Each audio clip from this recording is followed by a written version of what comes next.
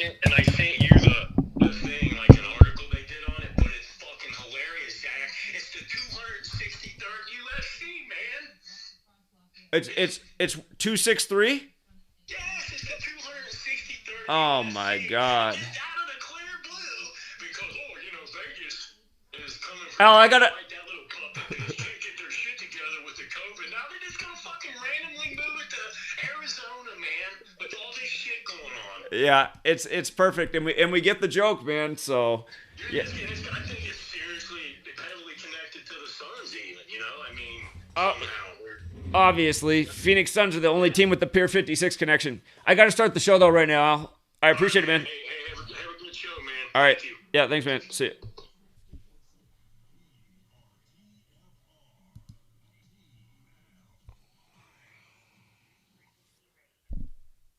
Oh, I see the live stream even already started.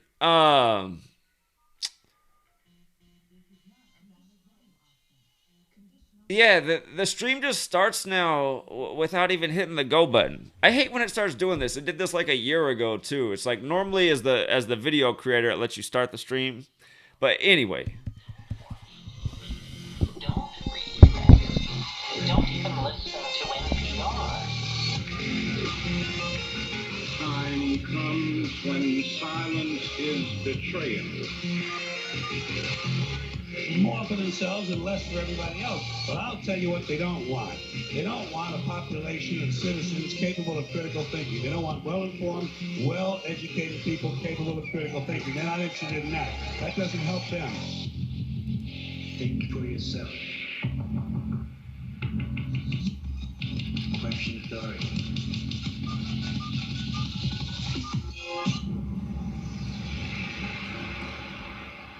This code has been compromised.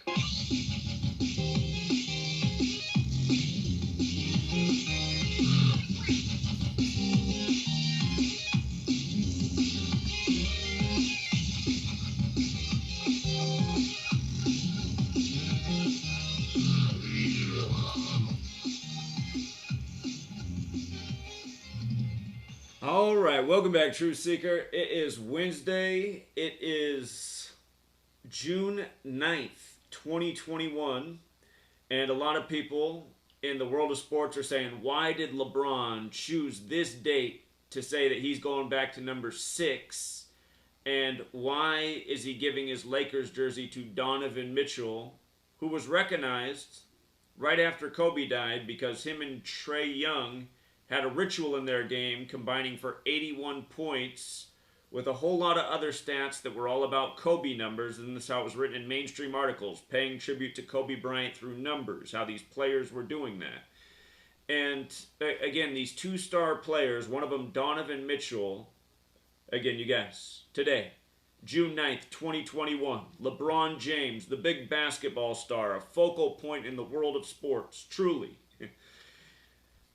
LeBron James has changed his number from 23 back to 6, which he did once before in his career. And he's giving away his Lakers jersey to a player on the Suns who just beat him in the first round of the playoffs, Devin Booker. And by the way, before the season began, we thought the Suns and the Lakers would meet in the Western Conference Finals. They didn't meet in the Western Conference Finals. They met in the playoffs. But we thought they would meet because of this number 56. And if you've been listening all year, you know the significance of 56. But anyway, they do meet in the playoffs. Doesn't go quite as imagined before the season began. And for everyone who thinks that that's stupid, again, I know how the general public is. They're always looking for a reason to say, see, I knew that wasn't true. It was true. How come he doesn't predict every single thing right? That's the way my sister thinks in absolutes. We've nailed the world of sports again and again and again and again and again dead on. And when we've been off, we haven't been too far off. And we also thought the Brooklyn Nets would be very good this year, and that was before they formed their super team. And again, it's all through one number, 56. But anyway, the NBA, GEMATRIA. You're listening to the GEMATRIA effect. Numbers. This year, Kevin Durant changes his number to 7, this big star on the Nets. In the year of 7, when Saban won his 7th championship, Brady, Nick Saban, the state of Texas with the March Madness and 7 teams in it. Baffert's 7th Kentucky Derby, just so many 7s this year in sports. But anyway, LeBron, he changes his number back to 6. And remember, in GEMATRIA, it's very simple. It's A is 1, B is 2, C is 3, D is 4, up to Z, the 26th letter is 26, just making A1 up to Z 26, turning letters to numbers, and also running it forwards and backwards. And I just want you to think about something. When you write out Lakers, who LeBron plays for right now, it equals 66 with the alphabetic order. When you run the alphabetic order in reverse, it's 96. And when you write out LeBron, as in LeBron James, it's the same thing. 66, 96, forwards and backwards. And today is June 9th, the day he goes back to number 6. And you think about 6 and 9, numbers with a clear relationship. They're just reflections of each other, the yin and the yang. But LeBron 66 forwards, LeBron 96 in reverse. Lakers 66 with the alphabetic order forwards, 96 in reverse. For years we've been documenting rituals with these numbers. And my theory is that LeBron will eventually get to 6 in finals. He's obviously not going to do it with a three-peat, but we'll see what happens in the offseason. You know, you got this superstar on the Blazers. There's already rumors that he might end up on the Lakers. Remember the Remembering Kobe Bryant game? It was Damian Lillard who stole the show, lighting up the Lakers and disappointing the Lakers fans after the Kobe death. Then Damian Lillard, who has a song called Funeral because he's a rapper too, where he talks about some Kobe and Shaq beef on his track Funeral, as Lil Wayne puts out an album called Funeral in tribute to Kobe. All these things at the same time. But anyway, as that game happened, we pointed out that, LeBron's first game against the Blazers, or LeBron's first game as a Laker was against the Blazers, and LeBron's Remembering Kobe game was against the Blazers, and they've met in the playoffs last year on the way to their championship, and huge rituals with that. Remember, Cliff Robinson, the longtime Blazer, died the day the Lakers closed out the Blazers at age 53. Uncle Cliff, his nickname, equals 53. Trailblazers 53. Los Angeles 53. Remember, that's how it was easy to call Patriots versus Los Angeles in Super Bowl 53. They're the only two teams really with the connection to the number. But again, just this league of numbers, and when you know these numbers, you see right through their rituals. I mean, we're always explaining how the NBA abuses the number 113. Phoenix closes out the Lakers with 113 points. And again, when you just use the alphabetic order, Kobe Bryant's 113, so is Michael Jordan. When you use the rules of numerology, the National Basketball Association's 113. But remember when Kobe retired, his poem for retirement that won some movie award for a short film, but it was also a written poem, Dear Basketball 113. Played his last career game against the Utah Jazz 113. So much to say about all of this. You see how Utah Jazz is 103 in reverse, 113 forwards if you're watching on the screen? Donovan Mitchell, last night before he played against the Clippers, was 9-3 versus the Clippers. He improved to 10-3. And if he wins the next game, he'll be 11-3.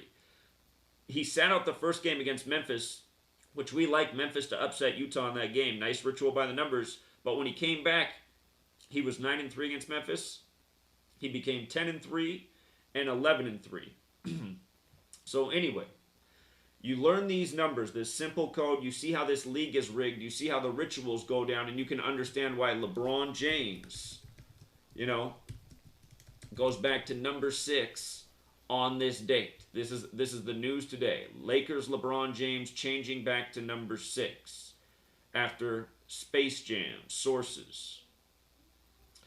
So again, he gives the jersey to Donovan Mitchell, right? Donovan Mitchell. Now, I want to make a point here. When we first started GEMATRIA, when I first started this radio show, all we really looked at was the alphabetic order and the alphabetic order of the rules of numerology. It was months after we started this show that we realized that running the alphabetic order in reverse was the other half of the code. And I think it was this radio show that helped spur more interest in GEMATRIA and got more minds coming in and contributing, and good callers like Zenith from the beginning and many others. And if you guys don't follow Zenith of the Alpha, he used to call in every week. But And I always told him, you need to start your own YouTube channel. And he said he wouldn't, and he said he wouldn't, but then he did. And now he's had one for years, and he's put out a lot of awesome content. And he broke the code on things that people hadn't picked up on before. And you know, Derek came in around that same time and built this website, Gematrinator, that makes doing Gematria very easy and simple and efficiently. So this was a great contribution to the community as well. But with regards to the ciphers that we now use, again, look at Kobe's full name, you guys. Kobe Bean Bryant. I can tell you something about every single one of these numbers. But with regards to the alphabetic order and rules of numerology, where his name is 54, remember, he died the Sunday before Super Bowl 54. And 81 in reverse with the rules of numerology. His career high was 81 points in his 666th career game. 666. And remember, when you write out Mark of the Beast, it is 54 and 81, right? Mark of the Beast. And you say, could this be a coincidence? Do you see the 144 and 54 in that same phrase? The same as Jesuit order. And in that same cipher where it's 54, like Mark of the Beast, like Kobe Bean Bryant, so is it John Carroll, who established the first Jesuit university, Georgetown, at 54. The word sun with the alphabetic order is 54. The Jesuit logo is the sun. Remember, we're on a calendar that is synced up with the English language that was standardized with the spellings we use today, with the 26-letter alphabet, English, at the same time the Gregorian calendar was rolling out in the world, at the same time heliocentrism was being put in place. And again, all of these things happening at the same time. And then today, you can witness how it's all ritualistically used. And again, case in point, I just made the point about Georgetown in 54. Go back to June 12, 2020. Look into the Transition Integrity Project. That was the simulation of Trump losing the election, Joe Biden narrowly winning, Trump refusing to step down because he's saying he was cheated, and it leads to deadly violence, you know, the Capitol insurrection. That was simulated 144 days before the election. And notice, when you write out President Biden with the alphabetic order, just like Jesuit order, just like Mark of the Beast, remember this is the guy whose wife and daughter died right after he became senator-elect. His son coincidentally died at 46. He becomes number 46, 46 weeks after the Pope's birthday. Catholics 46, 46 books in the Catholic Old Testament. But again, you can see that these things are not a coincidence. It's not a coincidence that Kobe Bean Bryant's career high is 81 when his name in Gematria is 81, like Mark of the Beast, and he's scoring 81 in his 666th career game. You see how Mark of the Beast is also 144? The first 144 decimal points of pi add up to 666. You see, 666, the first 144. There's a reason how all of this is thought out. And when you learn these numbers, when you read your science textbook, you'll notice things a lot differently. And when you when you have this knowledge, you see what the ritual. Then you don't need to ask me why LeBron changed his number to 6 on, you know, this date, 9/6. It's just apparent. Lakers, 66-9-6. There's more to that too, you know. LeBron, 66-9-6. But again, it's just so in your face. To number 6 on 9/6 with the LeBron. 66-96. Lakers, 66-96. This stuff is clockwork. It goes on every single day. You know? Okay. So anyway, that is why LeBron changed his number to 6. Remember, the first time LeBron won the finals was the year they shortened the season to 66 games. And by the way, when you write out LeBron James, when you run the alphabetic order in reverse with the rules of numerology, LeBron James is 66. With the most simple 114, the real King James's birthday is June 19th, like 619, the 114th prime. He won the NBA Finals for the Cavs on the real King James's birthday. June 19th, 2016, 2016 for Cleveland, the 216 area code. Last game in Cleveland, Game 6, 216 combined points. Last year when he won the finals on Father-Daughter Day after Kobe and his daughter died at age 41 and 13, added up 54. LA 41-13 in Gematria. Kobe dead at 41, his daughter 13. Kobe Bryant, 41. Dead at 41. Kobe Bryant, 157 on his 157th day of his age. Kobe Bryant, 58. The real King James, dead at age 58. Remember, Freemasonry's 58. Rosicrucian's 58. King James was a Freemason and a Rosicrucian, and he died unexpectedly at age 58. He has a Bible named after him. LeBron passes Kobe in his hometown Philadelphia, which is named in Revelation, talking about the biblical Philadelphia in Turkey, modern-day Turkey. Turkey, Syria, that area of the world. You know, so much of the biblical stuff is there. But,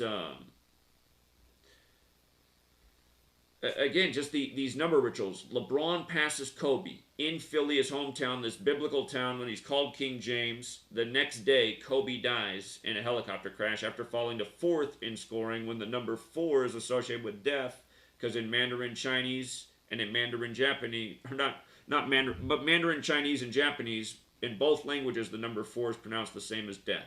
You pay attention in horror movies, they put a lot of 4s on the screen. And, you know, you think about one of the most deadly killers here in the U.S., cancer. Cancer's 44, chemo 44, kill 44. Excuse me.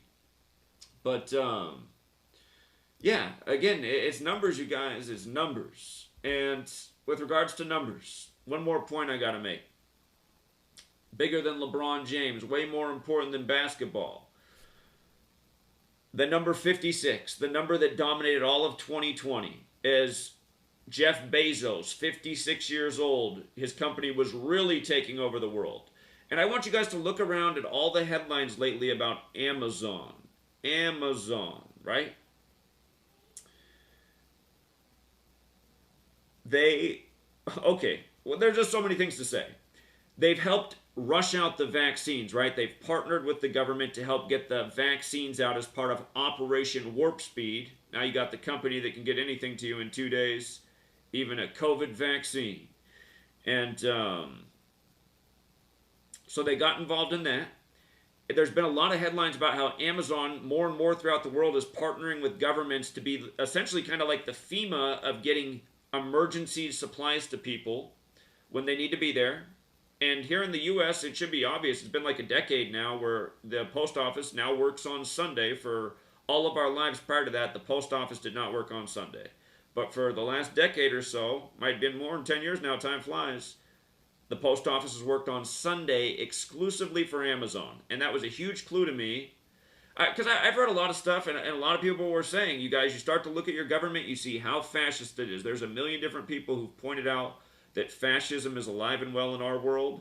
And, you know, whatever happened at the end of World War II, fascism is what won the day, because that's what you have all over the world, is government and corporation and, you know, big money, big power, big control.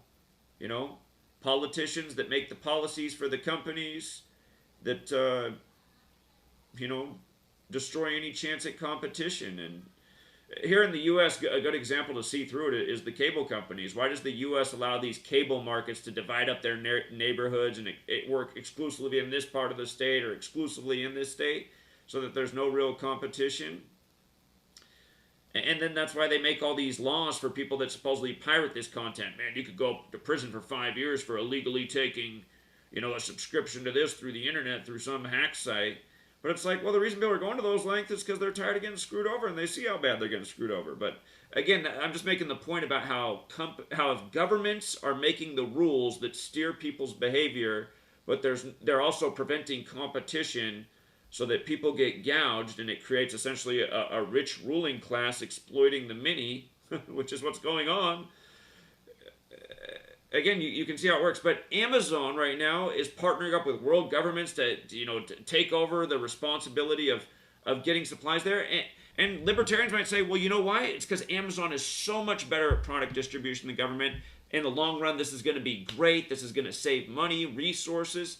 Okay, I hear all that argument, but again, Mr. Libertarian who just thinks this way, look at the bigger picture, man. Look at the power and control. And again, learn what I'm talking about, GEMATRIA, and how everything was a 56 ritual with the coronavirus pandemic, There's a reason Gavin Newsom said in 8 weeks, which is 56 days, 56% of Californians will get coronavirus as he became the first governor to lock down the state. Just like there was a reason 56-year-old Boris Johnson read the 56-page winter plan about what to do about coronavirus before he locked down on England on Remember the 5th of November, the day leaving 56 days left in the year. The big date associated with the Jesuits, where 56 is their number. And that's because Society of Jesus is 56, like Paris, France, where they're from, like Washington, D.C., where they probably operate most heavily out of now. Again, the 3 independent city-states, the banking district of London, D.C., and the Vatican. The 3 stars on the D.C. flag for the 3 city-states that have their own central banks. You just wonder like where the monopoly schemes could come out of. How about look no further than these 3 places? But, again, you guys, Amazon. The latest headline is, and they've had just a bunch of headlines that just show how, and if you didn't know this about Amazon, Amazon is known for selling products. A big part of their profits, though, in their most profitable areas are the technology they develop. Like, Amazon for years has been developing facial recognition technology for the government with government contracts and big government funding. You know, just the most state-of-the-art facial recognition technology. A lot of the young people in Seattle that aren't even from the United States of America, that get the jobs there because they're the best at computer programming and mathematics, that's what they do for a living. You know, they make the technology that essentially builds the police state, and you see the genius of it from the companies to recruit internationally. So it's like, you know, the some of the young people there might see like, maybe I read 1984 somewhere along the way and I feel like I'm helping build that, but man, my salary's good. I think there's more people, because they're doing that in a country they're not from, they're more willing to go along with that. If it was in their own country, they might be less willing. And again, it's like, people get mad because those people are here in the U.S. doing that now, but realize, haven't people in the U.S. kind of been going to other parts of the world and taking advantage for their own financial benefit, but ultimately not doing what was in the best interest of those people that made them possibly turn them into a society of sweatshop individuals? And again, you guys, look at how many of the Asian wars after World War II, those nations that we were involved in, they're now kind of like sweatshop nations that make all the cheap goods for our consumer society.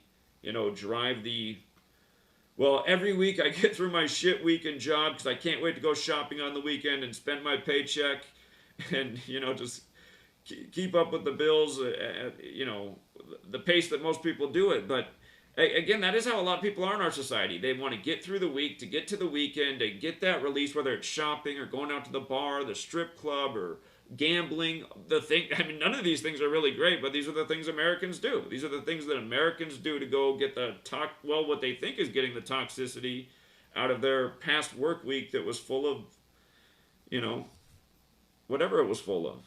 You guys know how it goes. But, and again, you guys, with regards to it being the Jesuits, all this cyber attack stuff, again, please look up Cyber Polygon. It took place July 8th, 2020. There's another Cyber Polygon this year. Don't quote me on the date, but I do think it's July 9th, 2021 this year. I think that's the date that is this year. But again, the same World Economic Forum is simulating cyber attacks. Last year they did the first one, and Klaus Schwab, the leader of the World Economic Forum, the main sponsor of the event, he said that the coming cyber attack, it's going to be worse for the world than the COVID pandemic that we're now living out. He said that last year in July. And remember, it had taken its toll. People having to wear masks in the summer, the new rules, the new normal, all this crap. And anyhow, Klaus Schwab, who simulated Event 201, the coronavirus pandemic simulation, 1 month before the outbreak in Wuhan, China. That simulation was October 18, 2019. They said the outbreak was in Wuhan November 17, 2019. So 1 day short of a month later. And, you know, now he's simulating cyber attacks and saying it's going to be even worse. And again, this goes with the rhetoric of Janet Napolitano, who, when she stepped down from the head of DHS in 2013, said the next 9/11 is not a matter of if, but when. And it will be the cyber attack that takes down the grid. That will be the next 9/11 Janet Napolitano warned about as she stepped down from New York, Governor in Arizona. This last year, you had the hip-hop group from New York, Public Enemy, say, what's going to happen? Or they put out the album, What You Gonna Do When the Grid Goes Down? I think that's the title, something like that. What You Gonna Do When the Grid Goes Down? Long title. And it has a picture of Monument Valley in Arizona on the cover. In 91, they put out the song By the Time I Get to Arizona. But New York, Arizona, the World Series after 9/11, the only two states with Gematria 39. And anyhow, there's just all this stuff going on right now, all this symbolism. And with regards to Arizona, their basketball team is playing the best it has in 11 years. Look into the 11-year cycle of the sun. They're called the Suns. They're in the playoffs for the first time in 11 years, but they're the Phoenix Suns, like the Phoenix rising from the ashes. J.J. Watt just went to Arizona after the big tragedy down there on Valentine's Day for Houston. But again, from sports to news, you guys, it's the New World Order, which is the Jesuit World Order, who runs the show from Israel to the NFL. And no, that's not a joke. That's how it is. The Jesuits are the driving force of the New World Order. Are there other factions contributing? Absolutely. But again, just do the homework. Whose calendar are we on? The Catholic churches. You know, whose language are we speaking? Ultimately, the Catholic churches. English language is credited to the monk Burforth. And again, you learn this knowledge, you can answer the questions of, oh, this is why LeBron's jersey number is this. You guys, things like this, when you have the knowledge and you look at the news, just day after day, you will prove that this is what's going on. And we've been pointing out this same stuff about LeBron for so many years now, year after year, just the same numerical patterns. It wasn't an accident that they reported that LeBron was the first player to go to 6 straight finals since 66 when Bill Russell did it. You know, that was a big headline at the time years ago. 6 since 66. The man who changed to number 6, who won his first championship in the season that was shortened to 66 games. Again, you learn Gematria. LeBron 66.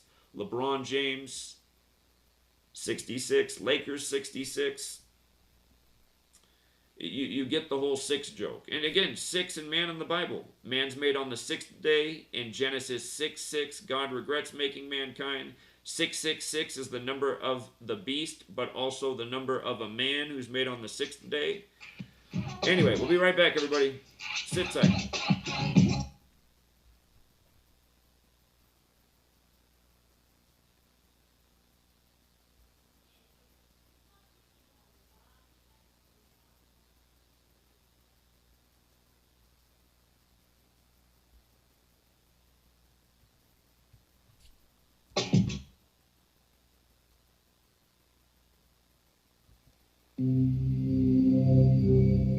Discover the extraordinary powers of intuitive healing with pain transmutation, a method of holistic healing for the human soul, body, mind, and emotions. If you are looking for answers and a deep understanding of how to help yourself and the people around you to live a happier, healthier life, this is the right place for you. Learn how to read your soul's history in the Akashic Records. Remove negative energy attachments from your astral body and start the process of inner and outer pain transmutation.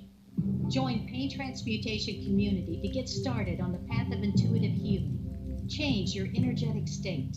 Manifest new and exciting experiences. Re-energize your life and build inspiring connections with others in our community. So, you love talk radio? Then you'll love TalkStreamLive.com. TalkStream Live is always on, 24/7, with the best streaming talk shows. Find your favorite talkers and discover some new ones. It's free, readily available online or on mobile with any smartphone or tablet. Finding your favorite talk shows all in one place has gotten a whole lot easier. Just go to TalkStreamLive.com. Be sure to download the free apps from Google Play or the iTunes App Store. If you have hard water, the lime scale not only leaves white spots, it clogs pipes and breaks down appliances, costing you hundreds of dollars in energy and wear. Eliminate lime scale and other water issues like brown staining and bad odors with HydroCare water products, available from Wave Home Solutions. Wave's affordable water systems don't use salts or chemicals. You'll love the way your water tastes, smells, and looks. Satisfaction guaranteed. For more information, go to bestwater123.com. That's bestwater123.com. For 5,000 years, the world was ruled with wooden ships by one man. 242 years ago, a small group of free men crafted a new nation built on liberty and freedom. Global elites have been fighting to destroy this new nation called America ever since. Based on actual events, Charm of Favor tells a true story of how they corrupted the election system. They infiltrated federal agencies and murdered witnesses, judges, and even presidents to keep from being caught. Now, the largest and wealthiest crime syndicate the world has ever known has been drawn out of the shadows. They have killed hundreds of Americans and recently attempted to assassinate half our congressmen. Still, they escape arrest through an almost supernatural charm of favor. Read Charm of Favor and be prepared to open your eyes to what may lie just around the corner. Charm of Favor is available on Amazon and Barnes & Noble.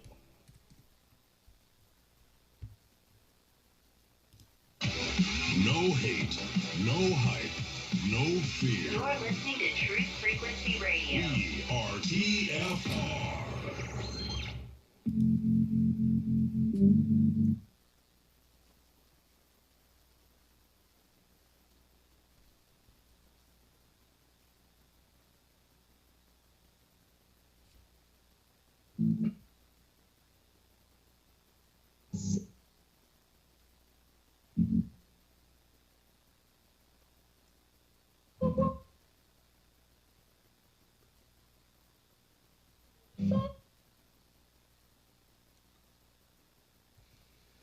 All right, we're back, Truth Seeker. We're going to go to Rambo in just a moment.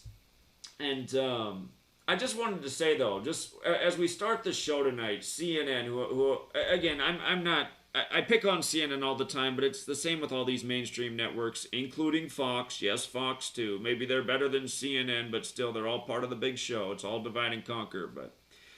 Again, I go after CNN the most because they were the first network to break the footage of the plane going in the building on 9/11 and just so many other things about CNN. That's like... There's a reason so many people call it CIA CNN. Anderson Cooper with his internship there. But, and in Gematria, by the way, Anderson's 36, Cooper's 36. Look at his birthday. It's 3/6. Anderson Cooper 360. In Gematria, geometry equals 36. Gematria means geometry in language. There's a whole lot more to it. But anyway, the CNN's big story tonight is why everything you need is getting more expensive. And again, it's this perfect storm, right? Mother Nature's out of control. There's a killer pandemic. It's messed up the supply chain. We're out of whack right now. There's so much stimulus, people don't want to go to work, which is creating more shortages. Should government stop the stimulus to get people to go back to work? All these things, right? All of this is happening. And it's just because of this, unforeseen event, right? That's the narrative we're supposed to just take in and go along with. Otherwise, we're conspiracy theorists. But again, if your eyes are open, you're like, well, wait a minute. Us in the truth community have been talking about Agenda 21 and how by the start of 2021, there's going to be this big push by world governments, which was agreed to in the early 90s in Brazil, which, by the way, Event 201's focused on. Now supposedly the hardest hit country, just like it is in the coronavirus pandemic simulation, Brazil. Remember, they just put up the vaccine saves on the Christ the Redeemer statue in Brazil. Rio de Janeiro's 201, where it is. The phrase vaccine saves, like what they lit up on Jesus, the big statue there. Vaccine Saves 201. It was on the 3-year anniversary of Cladex, the simulation of the pandemic, 666 days before the pandemic was declared March 11, 2020. It was May 15, 2018, 666 days before the pandemic was declared. The mark which you must have if you want to buy or sell. Right at the beginning of the pandemic, Kobe Bryant's buried in Corona del Mar, the man who did the Mark of the Beast ritual. And again, people don't understand. The Satanic Church, their first tenet is self-worship, self-preservation. Only you really matter at the end of the day. Nothing else really matters. See, this is like the key tenet of Satanism. And a lot of people who don't know that, it might think they're Christian or some other religion, but at the end of the day, that might be really how they operate when it comes to all things. That it's, it's all about them only, and that's how they make every decision. At the end of the day, it's like, well, this is for my ultimate benefit. I'm going to do that. I don't want to miss out on this benefit. And for someone who's thinking like, well, why would you pass up on a benefit? Again, you just got to think about things. Temptation. A lot of people get pulled into temptation. They think temptation is the benefit. In the long run, it's not, but the point is, a lot of people do things because they're not thinking about how that might affect somebody else, whether that's their spouse or their mother or their sibling or their friend or their coworker or their neighbor. And again, when I learned, I was looking into everything after 9/11, just trying to figure out who was responsible. And so I looked into Satanism. I was like, maybe this seems really evil. And I was like, wow, Satanism, self-worship is ultimately what it is. I was like, man, that kind of seems like where everyone's at. Seems like everyone's just like, this is it. It's the real religion. But anyway, just to go back on the point, CNN's headline, why everything you need is getting more expensive. It's because this is all by design. They wanted at the start of 2021 a real push to be in motion, which they've now updated with Agenda 2030, but there's going to be a push from the time of 2021 through 2030. This was what was planned and agreed to by world governments. Look into Agenda 21. I just hate how you start explaining things to people. They're like, this sounds like some kind of conspiracy theory. It's like, dude, Agenda 21 is not a conspiracy theory. It is a thing that happened. But then they're like, but wait, you're saying somehow like the pandemic is connected to the conspiracy, am I right? And you're like, yeah, you are right. They're like, sorry. You're like, God, these people, I mean, what, you don't think, do you understand what the definition of a conspiracy is? That's two or more parties agreeing to do something to take advantage of another group of people. People act like that's an improbable idea when if you just explain, if I said to somebody, I said, hey, do you think this is impossible? That two or more people have ever agreed to do something that's probably ethically wrong, but to gain something, whether that's wealth or power or control or to trick a group of people into something, which could be a million different things.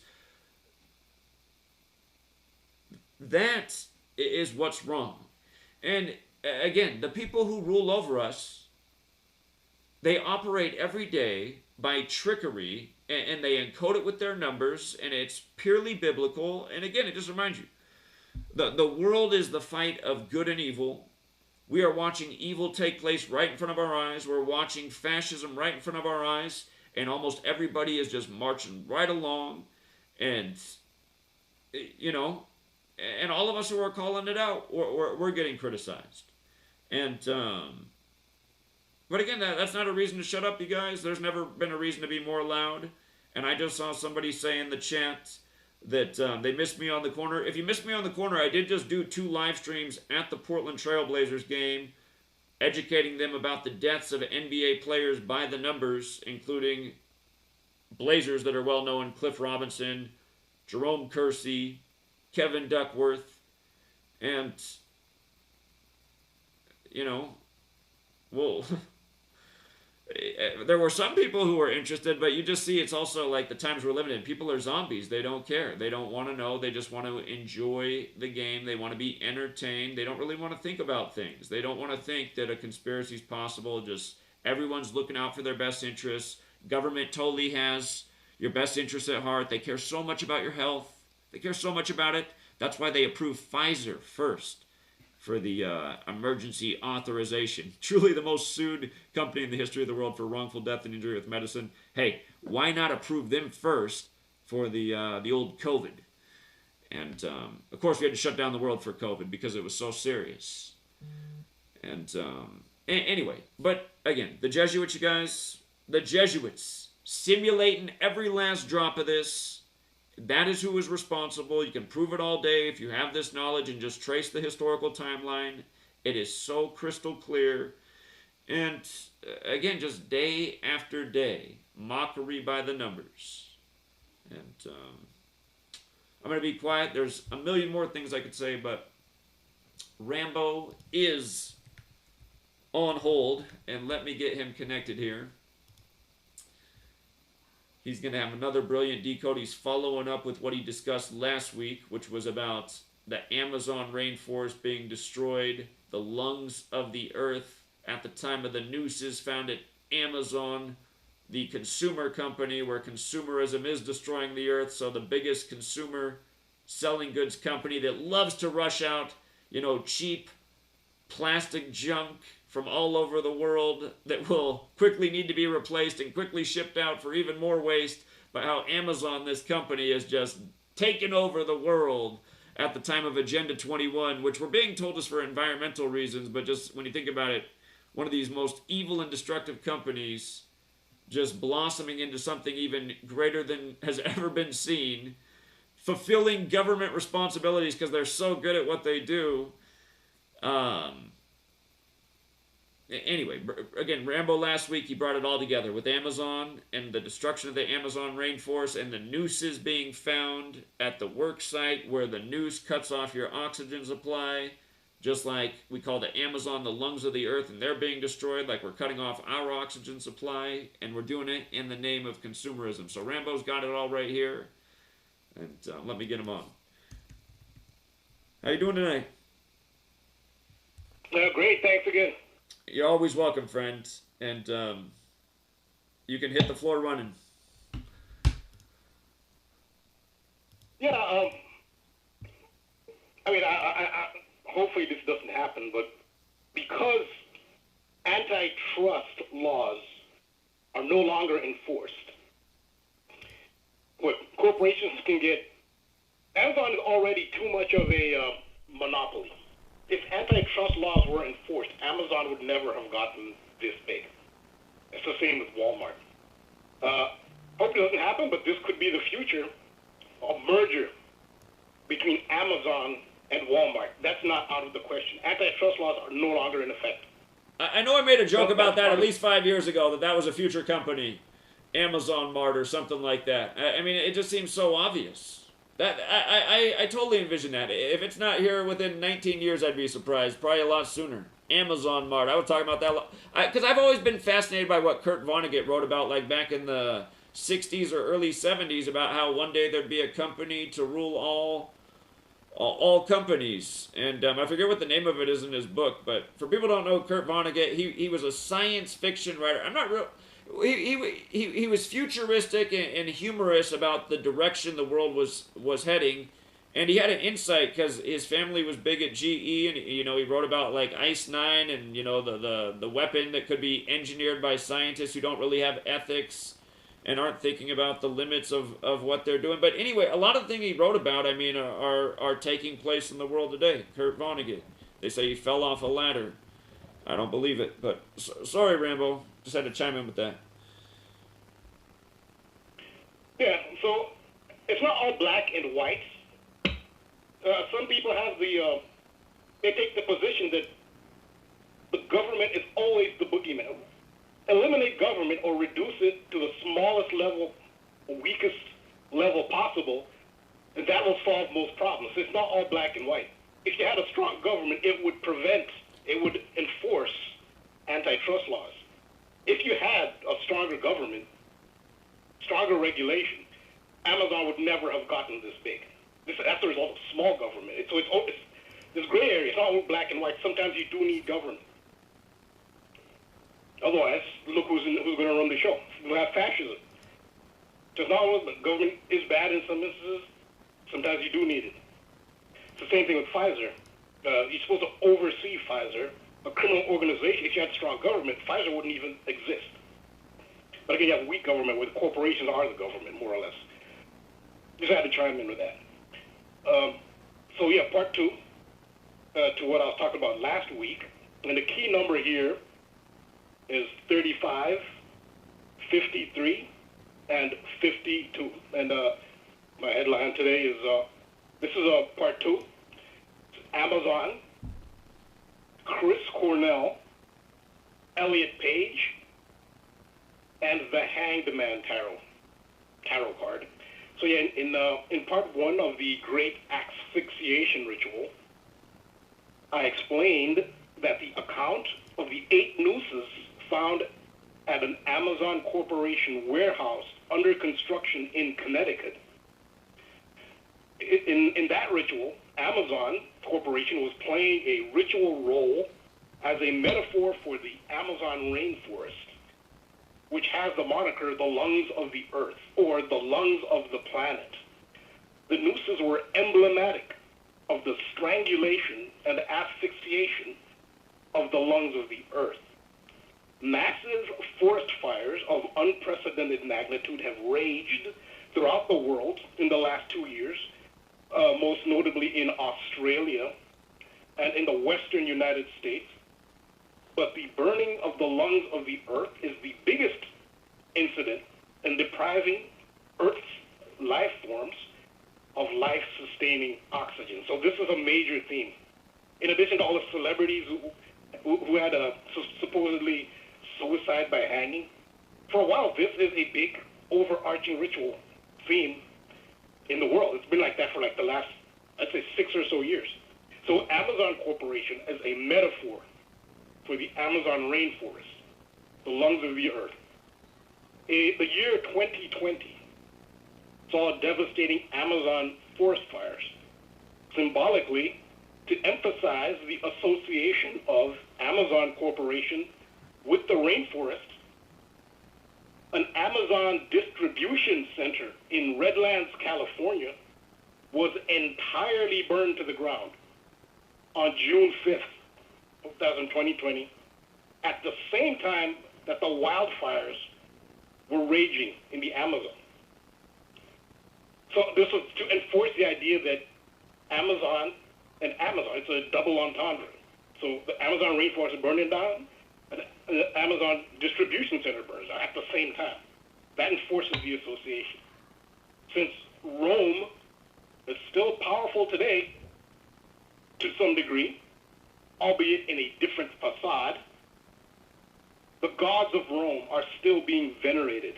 Here we see the invocation of Vulcan, the son of Rome's supreme deity, Jupiter. Vulcan is a fire god. I've done decoding involving Vulcan before. And you know how the Jesuits are associated with set the world on fire? And you have the Guy Fawkes night in Britain, where there's fire, which is the Jesuit treason night. So fire, very much associated with Jesuits, fireworks and fire. But Vulcan, this is at the heart of it. We're talking about Roman deity. Vulcan, the son of Jupiter, is a fire god. That's why you get the word volcano from Vulcan. And here's the number 35. It's an influential number here. Vulcan sums to 35. Fire god sums to 35. Ignite sums to 35. Amazon Corporation was established on a date with 35 numerology. July 5th, 1994.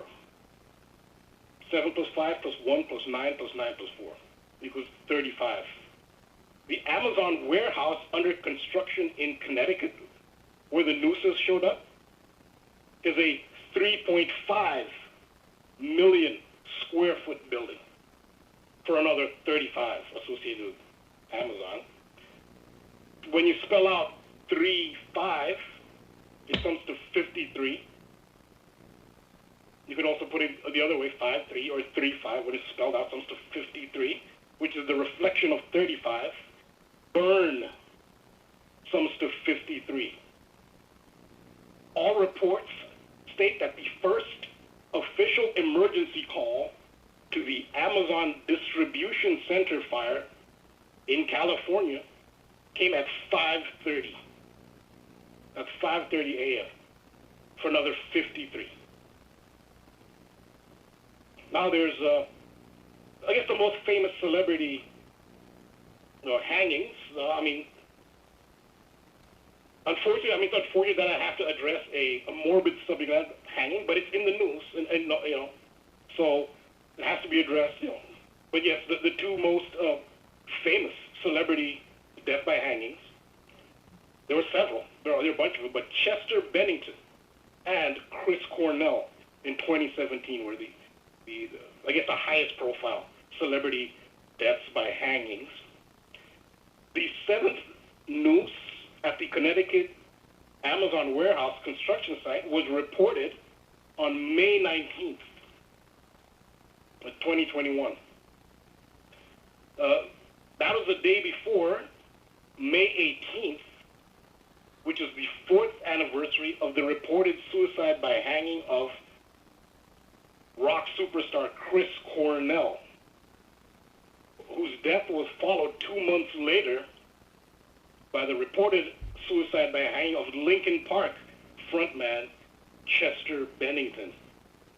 Bennington's hanging death is reported to have occurred on what would have been Chris Cornell's 53rd birthday. So Chester Bennington died on July 20th, 2017 by hanging. July 20th, 2017 would have been Chris Cornell's 53rd birthday. So this is 53 again. This is major for this theme. And the phrase, the hanged man, sums to 53 in GEMATRIA. That's the title of the, you can call it a trump card, or you can call it a major arcana card in tarot. The hanged man. It sums to 53. What are the odds of that? The hanged man tarot card depicts a man hanging from a tree upside down. Chris Cornell, as frontman for the group Soundgarden, made a direct reference to the Hanged Man tarot card in 1997 with the album titled Down on the Upside, which is an inference of upside down, but they just switch it around. It's about inversion. Aleister Crowley, it wasn't his principle, but he understood these principles of magic, inversion. It was a big principle that Aleister Crowley talked about. Even Paul McCartney says that Aleister Crowley used to teach him at a young age to talk backwards. And that's where they did a lot of backmasking into music. It's really not a Crowleyan principle, but it's a principle of magic that Crowley publicized. So you'll see you see it in GEMATRIA, why the reverse ciphers are so effective. It's inversion. So yeah, upside down. So Soundgarden titled an album Down on the Upside, which meant upside down, and it features a song titled Pretty Noose. And that was in 1997. So again, predictive programming. Chris Cornell would then, in the future, reportedly die of hanging. Well, in 1997, he did a song titled Pretty Noose. And Down on the Upside implies the hanged man, because the hanged man is upside down. In GEMATRIA, Pretty Noose sums to 53. So you see the prevalence of this number 53, a very important ritual number for this theme. In 2015, Chris Cornell, as a solo artist,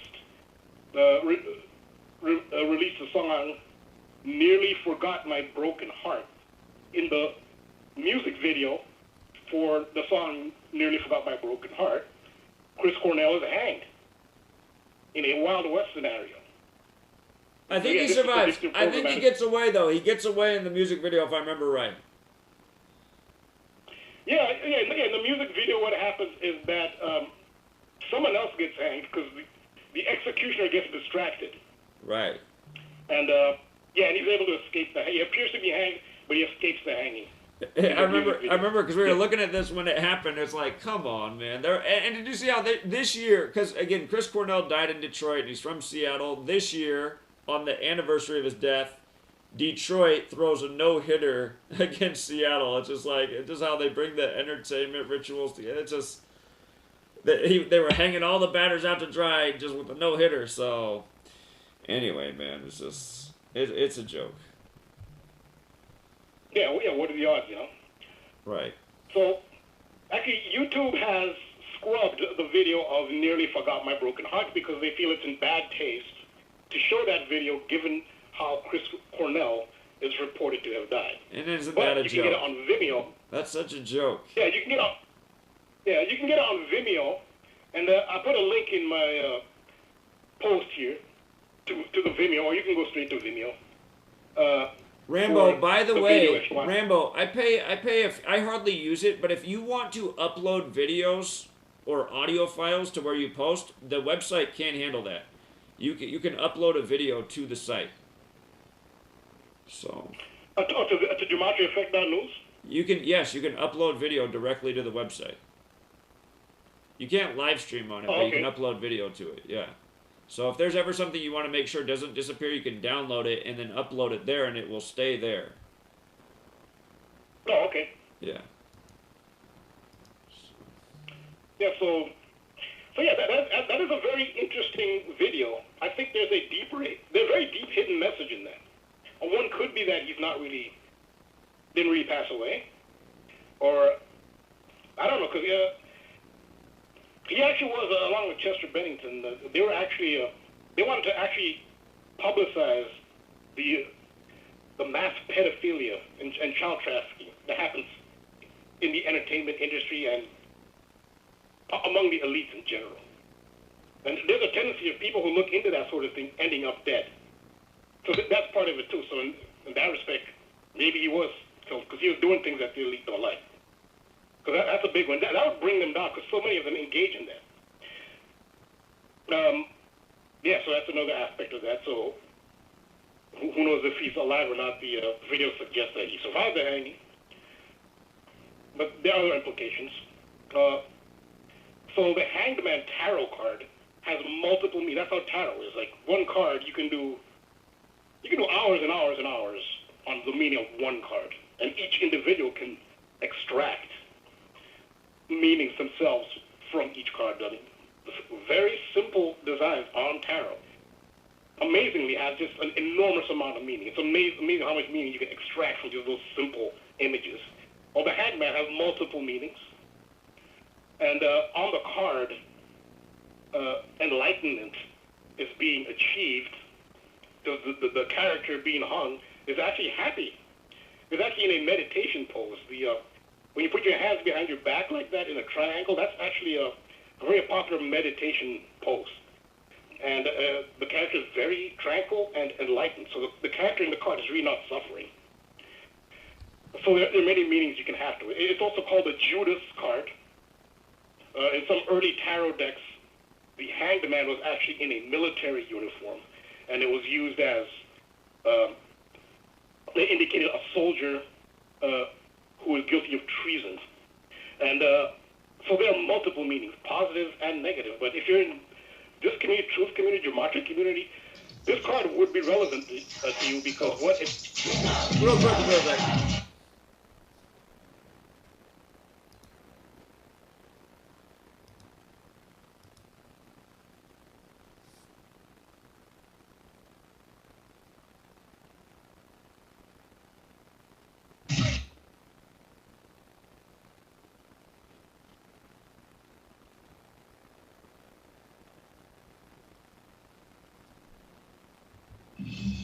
Truth Frequency Radio is your #1 source for news and information without the hate, hype, and fear. We're proud to feature cutting-edge programs like The Christopher Everard Show, The Covert Report with Susan Lindauer, Enemy Within Radio with Tom Barnes, Freaky Friday with the Woo Crew, The GEMATRIA Effect with Zachary Hubbard, America's Evil Genius with Travis Cook, Phoenix Rising Radio with Phoenix, Quantum Connections with Lucky, and dozens more. Did you know you can listen from any telephone by dialing 641-793-7117? Or call into your favorite show, toll free at 833-TFR Live. Uncensored talk and news you won't hear in the mainstream media. Truth Frequency Radio, your protection from deception.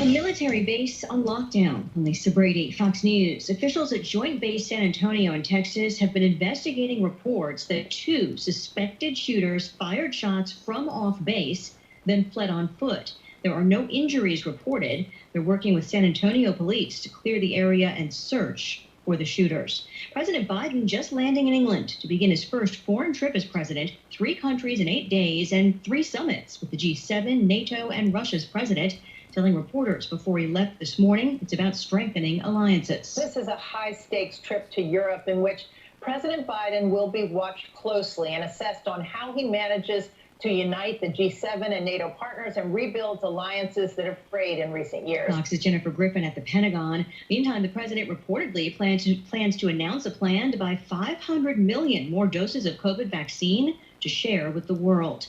It wasn't about the photo op. That's the conclusion in a new government report that says President Trump's picture at a historic D.C. church was not the reason protesters were forcibly cleared from a park near the White House. The Interior Department's Inspector General says U.S. Park Police removed crowds protesting the death of George Floyd so that a contractor could get started installing new fencing. About 30 minutes after police used pepper pellets and flashbangs. Then President Trump walked across Lafayette Park to deliver a short speech in front of St. John's Church while holding a Bible. The watchdog report found the clearing of the park was justified, but that law enforcement agencies failed to communicate adequately with each other and did not give sufficient warnings to protesters. Fox's Rachel Sutherland at the White House. A Trump-era rule that narrowed the types of waterways qualifying for federal protection is now formally under review. The Biden administration filing legal action. The former president said the rules imposed unnecessary burdens on business. America is listening to Fox News.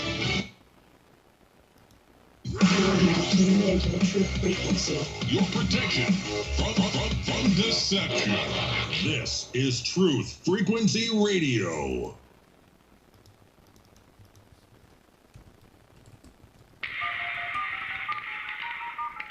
This is not a valid menu option. Condition orange. Condition orange. Situation Delta in effect.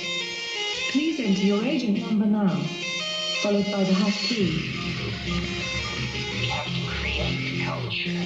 Don't watch TV. Don't read magazines. Don't even listen to NPR.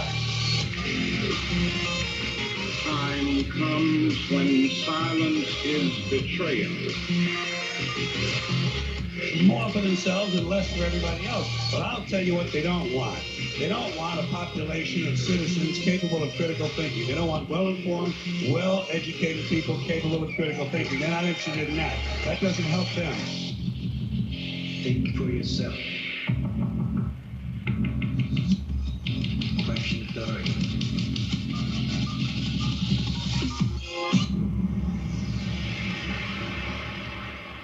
This code has been compromised.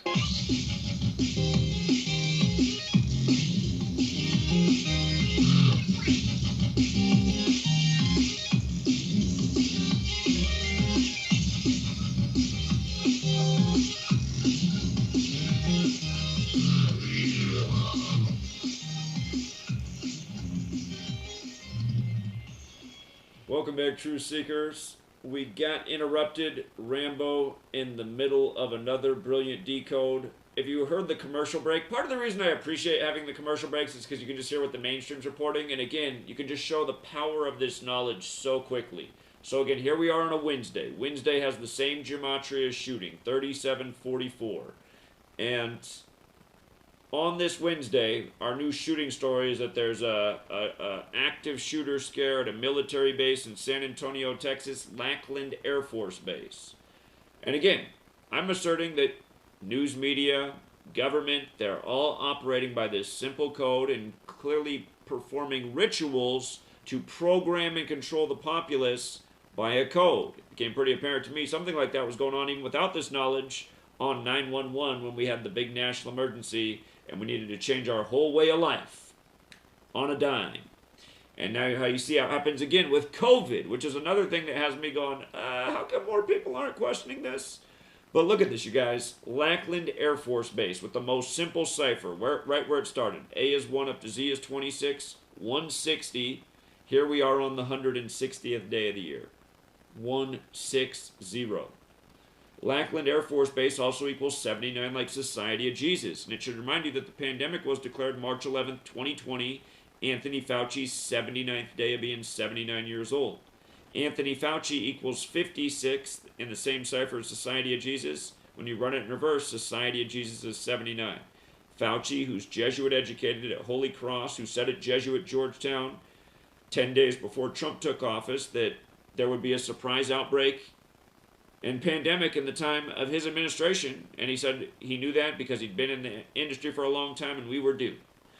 And anyhow,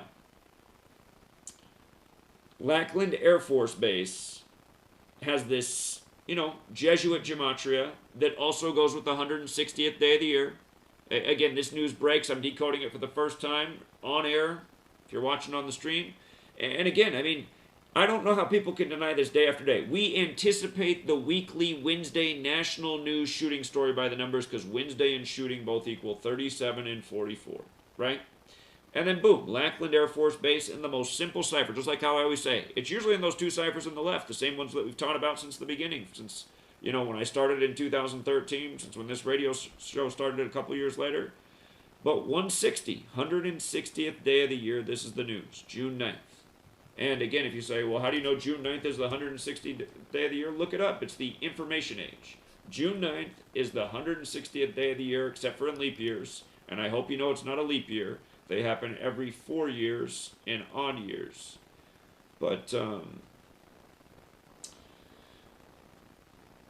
yeah, again, you guys, the knowledge that Rambo's talking about, the knowledge that people are calling in about, the knowledge I'm sharing about, day after day, you can see how this is used to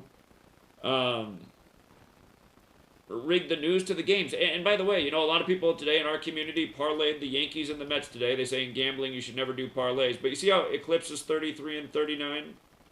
And New York is 33 and 39? And Garrett Cole today. You guys, Garrett Cole today for the Yankees. Here, let's see if the game's over. It should be over. And Garrett Cole should have recorded his... I want you guys to understand how scripted this is.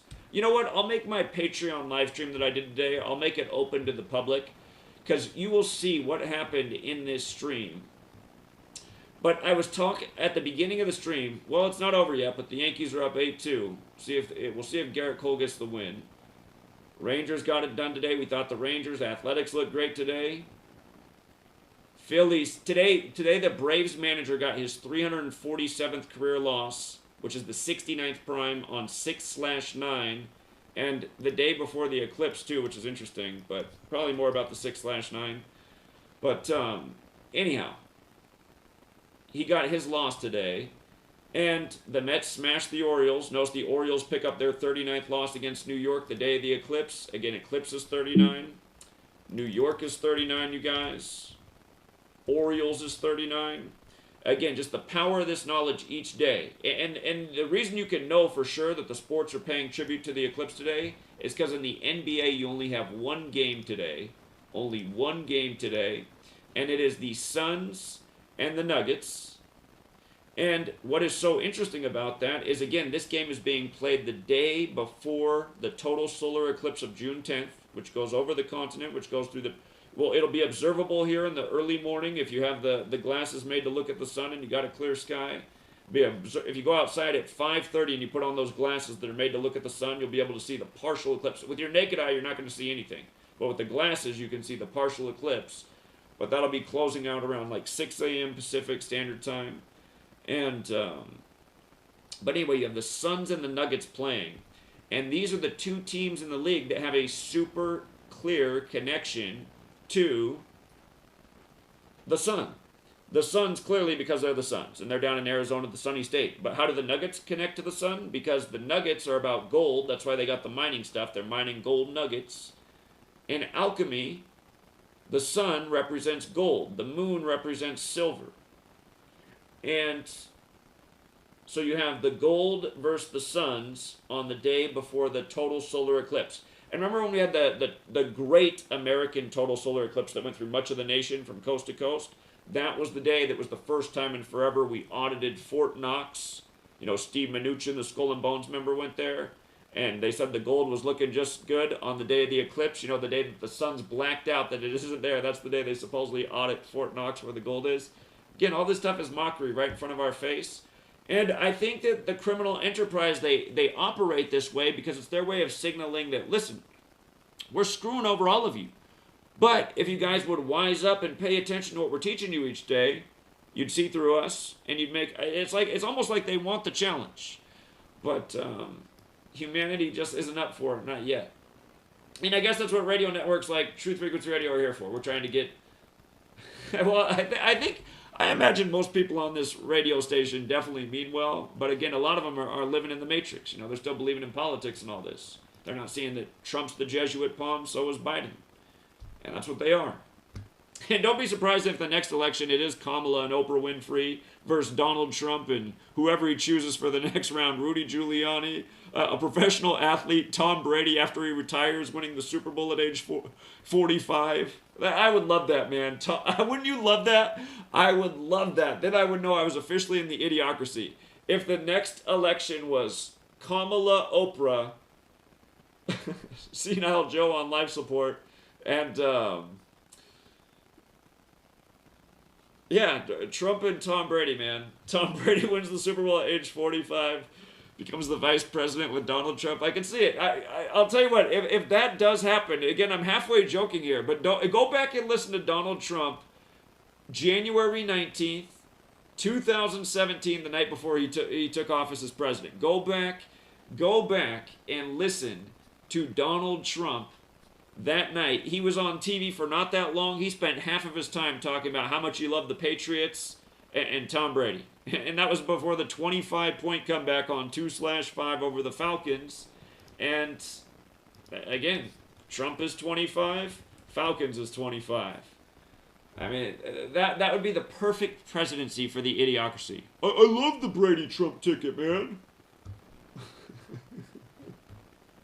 Okay, I'm sorry, Rambo. I'm sorry keeping you on hold. Rambo, take as long as you need tonight, but I feel like I have a real insight into the future right here. I just had to get it out there. Okay. It's fine. It's your show. You know what, Rambo? It might have started out as my show, but it is your show on Wednesday night. I'm telling you that much. Look at the ratings. They're all here for Rambo. So. I wouldn't be surprised if the Republicans run a woman as well. I would not be shocked to see Kamala Harris against a female. Yeah. Yeah, that's a possibility too. Yeah, we'll see. So, yeah, I was talking about the Hanged Man card. One of the positive interpretations that this audience could relate to, it's for, you can see the Hanged Man is enlightened. There's the halo of enlightenment behind his head, and he looks content, and he's in a meditation pose. A triangle with your arms behind your back is actually a very popular meditation pose. And that's saying that to receive enlightenment, the truth, you have to look at the world in the opposite direction from what it appears. And that's actually what you're doing. When you look at the headlines, you're actually looking from a different angle to see what's really happening. That's the Hanged Man. So that's one of the positive interpretations of the Hanged Man. And in that sense, I think most of this audience can relate to that. You have to look at the world from the opposite of what they're actually telling you, from a completely opposite angle. And from that, you will receive enlightenment, instead of just looking at things at surface value. But that's not the context they appear to be using it here. It can also be used just literally, on the plain literal term, just hanging. Which is, that's what they seem to be using it for here. But it's also known as a Judas card, which that can have some other deeper meanings. There's the card and the video itself. There's some all.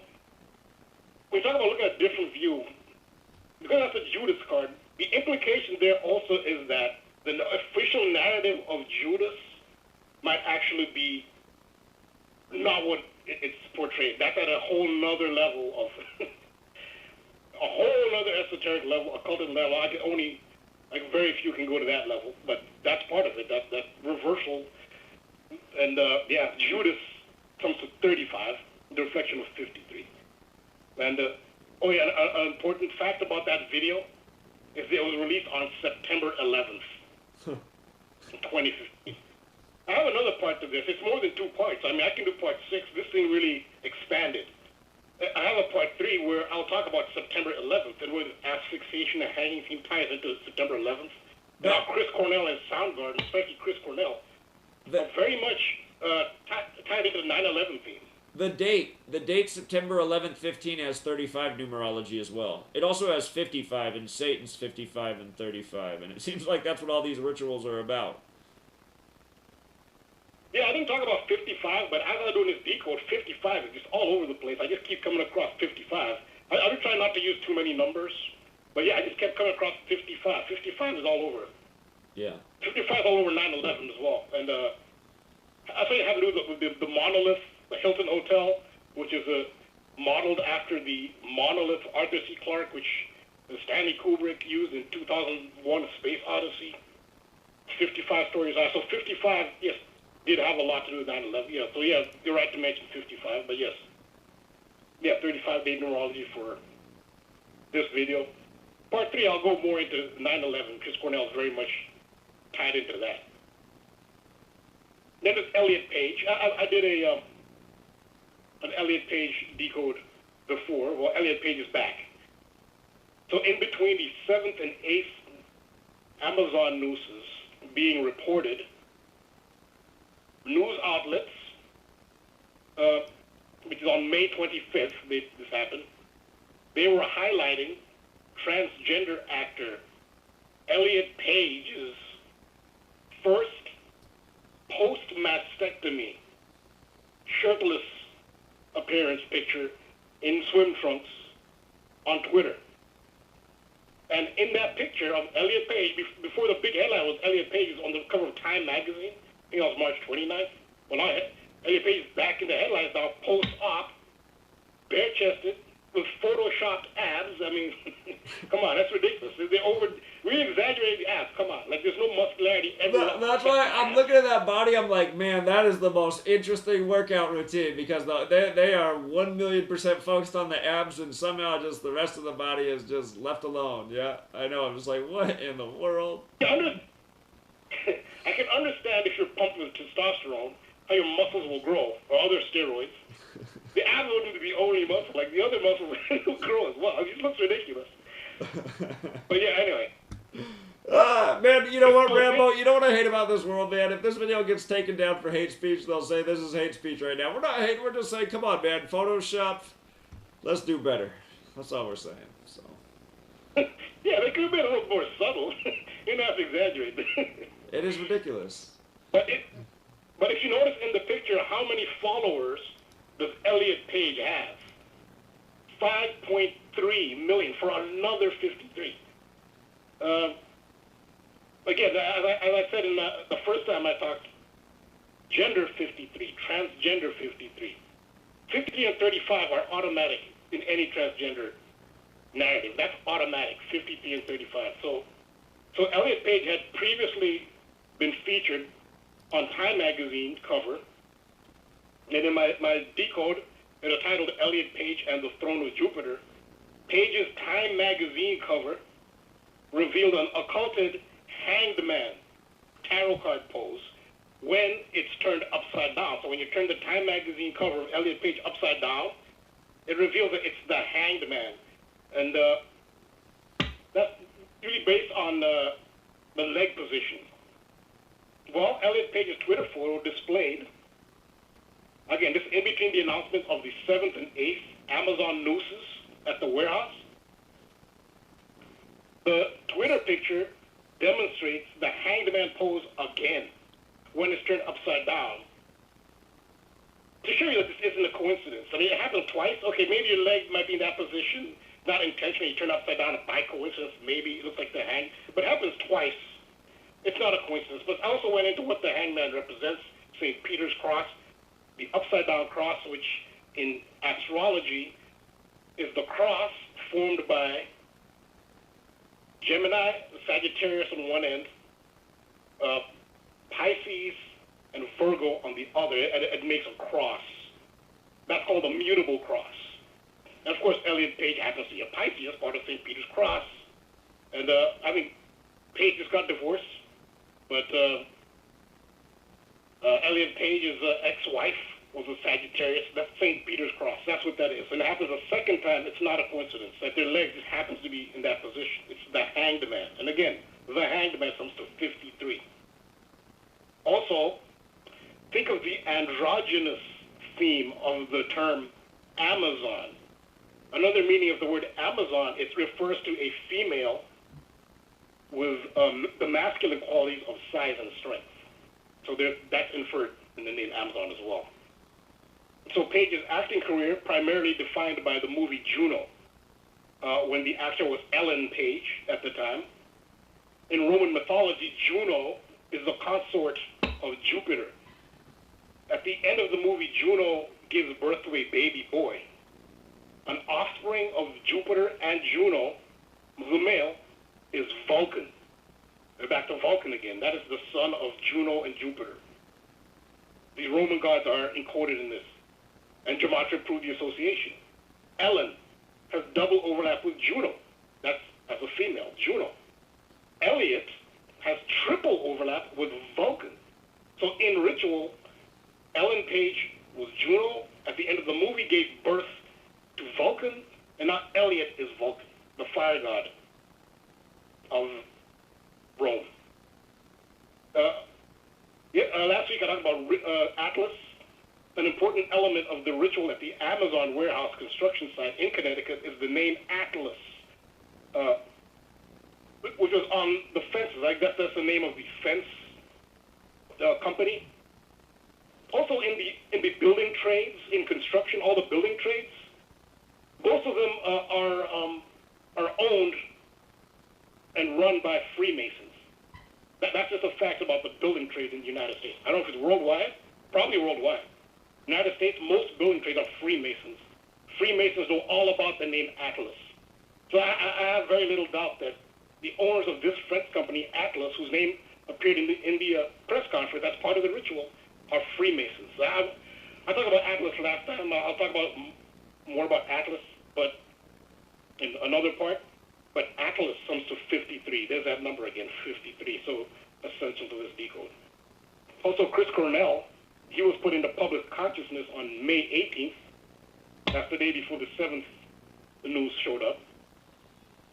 But that happened when Chester Bennington's widow was interviewed on CNN by Anderson Cooper, addressing Cornell's and Bennington's deaths.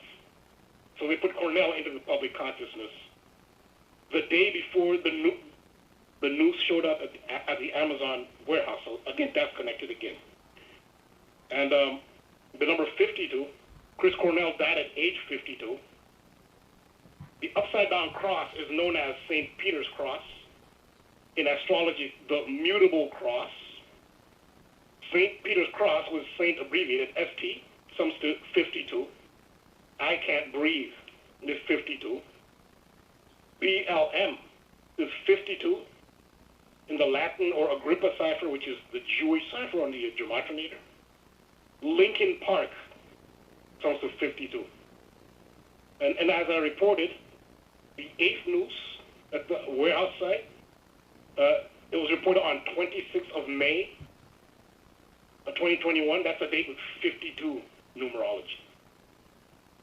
And now Chris Cornell's full name, Christopher John Cornell, comes to 265 in Gematria. Huh. Like the date of the 8th noose being announced. The 8th noose was reported on 265, 26th May. Christopher John Cornell comes to 265. So again, Cornell with the hanging this tied into this narrative. And so that's it for... again, just to remind, Chris Cornell and Chester Bennington died right before the Great American Solar Eclipse, and then May 26th this year was the date of the lunar eclipse. That's also synced up with the solar eclipse of tomorrow that was paid tribute to by Daft Punk, another big musical act that came out around the same time as Chris Cornell in the early 90s. Chris Cornell a little before then, probably late 80s, but was Soundgarden, but Chris Cornell, the song they're most known for is Black Hole Sun, which equals 201, and then Chris Cornell's birthday is July 20th, the 201st day of the year, the day of the moon landing in history, and Neil Alden Armstrong's 201, Soundgarden, Chris Cornell's Seattle-based, now you got Seattle-based Amazon with Jeff Bezos saying he's going to space on July 20th, which will be the 52-year anniversary of the moon landing. Technology's 52, I think that's the tribute. Got the theory of 52 in technology, but Again, just the 201. Rambo, it might be interesting if you go back and look at Black Hole Sun in light of like the release with the astrology, and then how that might sync in with the astrology of when the Great American Solar Eclipse happened of, wasn't it August 21st, 2017? I think that's what day it was. It was 2017. I think it was August 21st. But that might be interesting to look into, just to follow back if they've actually, if all this stuff is, if there's a greater pattern here. And the other thing I think about was Seattle, where Amazon is. You know, you think about where the trees are plentiful in the U.S., most people think of Washington State, the evergreen state. Is that in your guys' minds out on the East Coast, that Washington's this state full of trees? Well, you think of the West, and not necessarily Washington, but the Northwest in general. Yeah. Because usually, well, you could include Colorado. I don't know if Colorado counts as Northwest, but the big, in New York City, every Christmas, there's this, they've set up this huge Christmas tree at the Rockefeller Center in Midtown Manhattan. And they usually get those trees from, supposedly they do this extensive search. They want the perfect tree. And they usually will, it's a big announcement when they find the tree, and it's usually out west. So in New York, at least New York City anyway, that's when the focus of the Northwest and trees comes into focus, when they announce that they found the tree that will go in the Rockefeller Center. And for some reason, this past Christmas, it seemed like they deliberately picked a crappy tree, and everyone was just astounded. Like, why did they pick this? Or why is it like the worst tree ever? I don't know what the significance of that was. Well, psychology, right? It's like, it's symbolism that this tradition's ending. You know, in the new Agenda 21 2030 future, it'll probably be illegal to have a Christmas tree. But, so again, it's just all symbolic for the times. I didn't even know about that. I'm glad you just told me that. But yeah, it all makes sense to me. And they're just trying to change culture, make people care about it less. You get 2 years in a row of a bad-looking tree. Oh, okay, I guess that's a thing of the past. So, yeah, just getting people to change perceptions. It's really not an original Christian tradition. It actually comes from Babylon. It actually represents Nimrod. Babylonians used to erect a tree and decorate it to represent a resurrected Nimrod. It's not a Christian. There are many Christians who do not. They do not put up Christmas trees for that reason, because they're saying it's a Babylonian tradition. Which, I mean, just because something's Babylonian doesn't necessarily mean it's evil. Nothing's at 100% anything. Babylon isn't entirely 100% evil, but it's not really a Christian tradition. It's become an American tradition, I think, or in the English-speaking world in general. They've adopted it. Even people who aren't Christian put up Christmas trees at this point. Truly, yeah. Ritual. So I just want to quickly go over what I'll talk about in part 3, really quickly. Oh, we'll be right back. Quick break.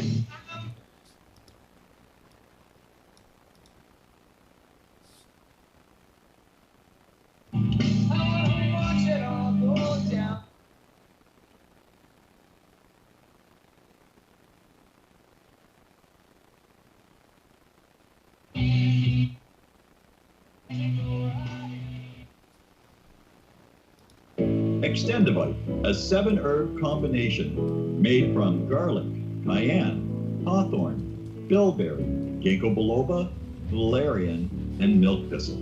Extendivite feeds our body with the right nutrients to keep us healthy. Just listen to what Arthur has to say. I was just calling to tell you what a great product you have. I had used this about 10 years ago after I had congestive heart failure.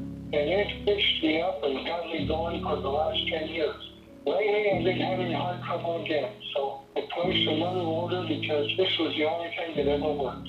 And I just wanted to let you know that you have a great product. To order, call 1-877-928-8822. That's 1-877-928-8822, or visit heartdrop.com. Extend your life with Extendivite. Okay, nurse, let's get this man to the ER staff. Right away, doctor. We see this every day. heart attack, or angina pain due to blocked and clogged arteries. Chelation can remove obstructions or blockages from arteries and help avoid painful and expensive surgery. Now there's Angioprim. It's a liquid oral chelation product that you take with juice. You start to feel the results fast. Angioprim increases blood flow all over the body, and that means more energy and strength to take on the day with less aches and pains. 60 years of research has gone into chelation, and Angioprim is the result. A safe and easy way to unblock your veins and arteries from buildup that slows circulation. Facing Dr. Jones, please report to the emergency room right away. Log on now for a special radio offer from Angioprim. That's angioprim.com/radio. ANGIOPRIM. Angioprim.com/radio or call 877-882-7221. That's 877-882-7221.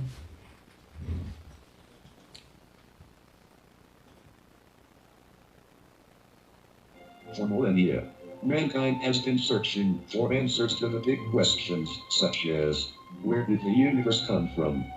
Where did we come from? Why are we here? Are we alone? And just what the heck is the Sasquatch all about? I can't promise you answers, and neither can the Woo Crew, but they invite you to join them Friday night at 7 p.m. Eastern, midnight in the UK, for Freaky Friday, exclusively on Truth Frequency Radio. Spirituality, multiverse, quantum mechanics, the occult, and so much conspiracy analysis that it will make your mind melt. Take my word for it. Freaky Friday. It's more than a show. It's a way of life. I'm Stephen Hawking, and I am proud to be a Wookiee.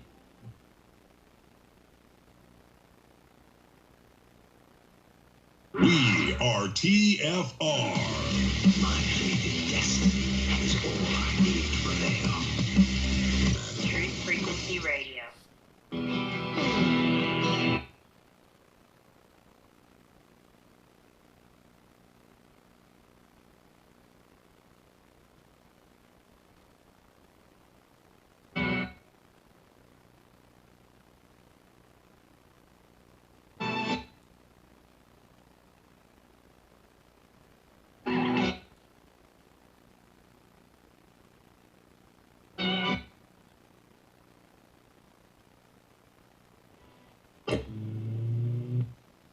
All right, we're back. True Seeker again. The music, I gotta chop it in and out, otherwise I'll take it down for copyright. Everyone's just so greedy. Can't even have a clip of a song. Come on now.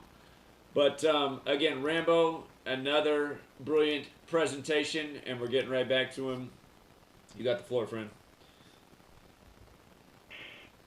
Oh yeah, over the break, Bobby Simpson just he sent me a text message where he explained that when the day that Chris Cornell died, Saturn went into retrograde, and Saturn was in conjunction with the black hole, which is at the center of our galaxy. Because the center of the point around which the Milky Way galaxy rotates is called the Black Sun. That's why the Nazis had the SS, the Schutzstaffel. They were called the Order of the Black Sun. That Black Sun that I referred to was that's the point around which the Milky Way galaxy rotates. So Bobby Simpson just messaged me. He said that the day Chris Cornell died, Saturn went into retrograde and was in conjunction with that point at the center of the galaxy, which is the black hole. So yeah, we have some talented astrologers in the community. So great observation. Yeah, very good observation. So I'm going to real quick talk about, I'm going to do part 3. There's so much more to this.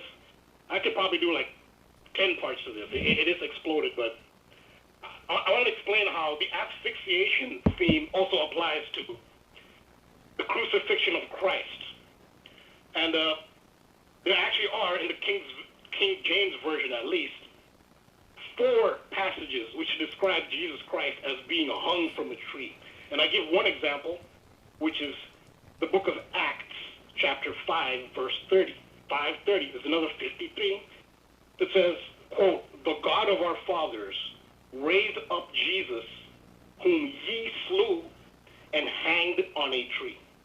That's Acts 5:30, again for another 53. So the Bible is also coordinated with tarot, with all the events that are happening in the news. Page, Soundgarden, these 53, the Amazon. You see how it's all coordinated, including the Bible. Acts 5:3 in the King James Version describes Jesus Christ as being hanged on a tree.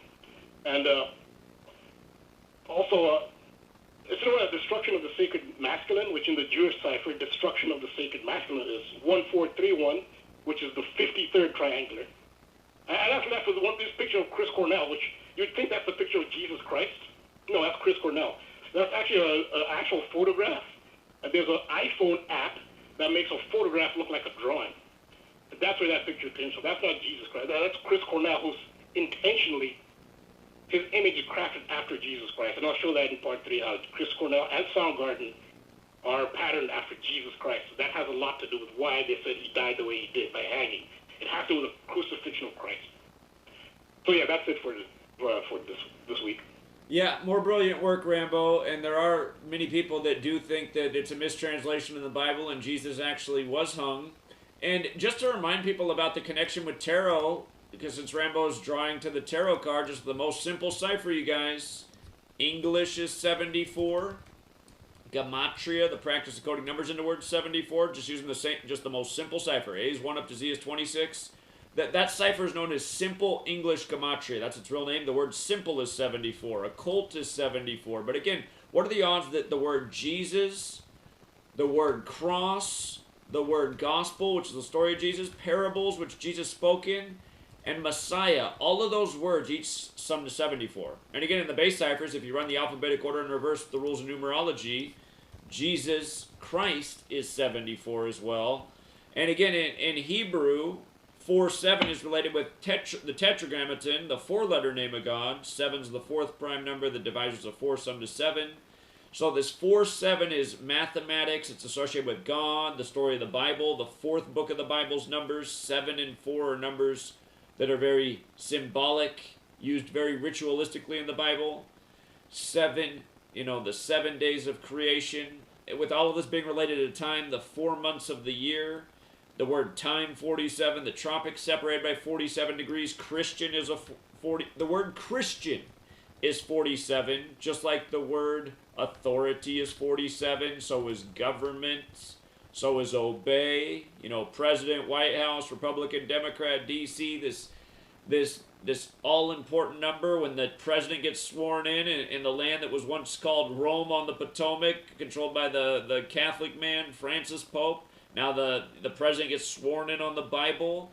And again, we see that it's all synced up with the calendar, which is all synced up with the stars. And again, it's all encoded in the Bible and through the language. I don't know what part of this relationship people are denying, because you can prove it every single day with all sorts of research. What I do, what Rambo does, other people can go out, and if you put the effort in, you will get the results because it is out there.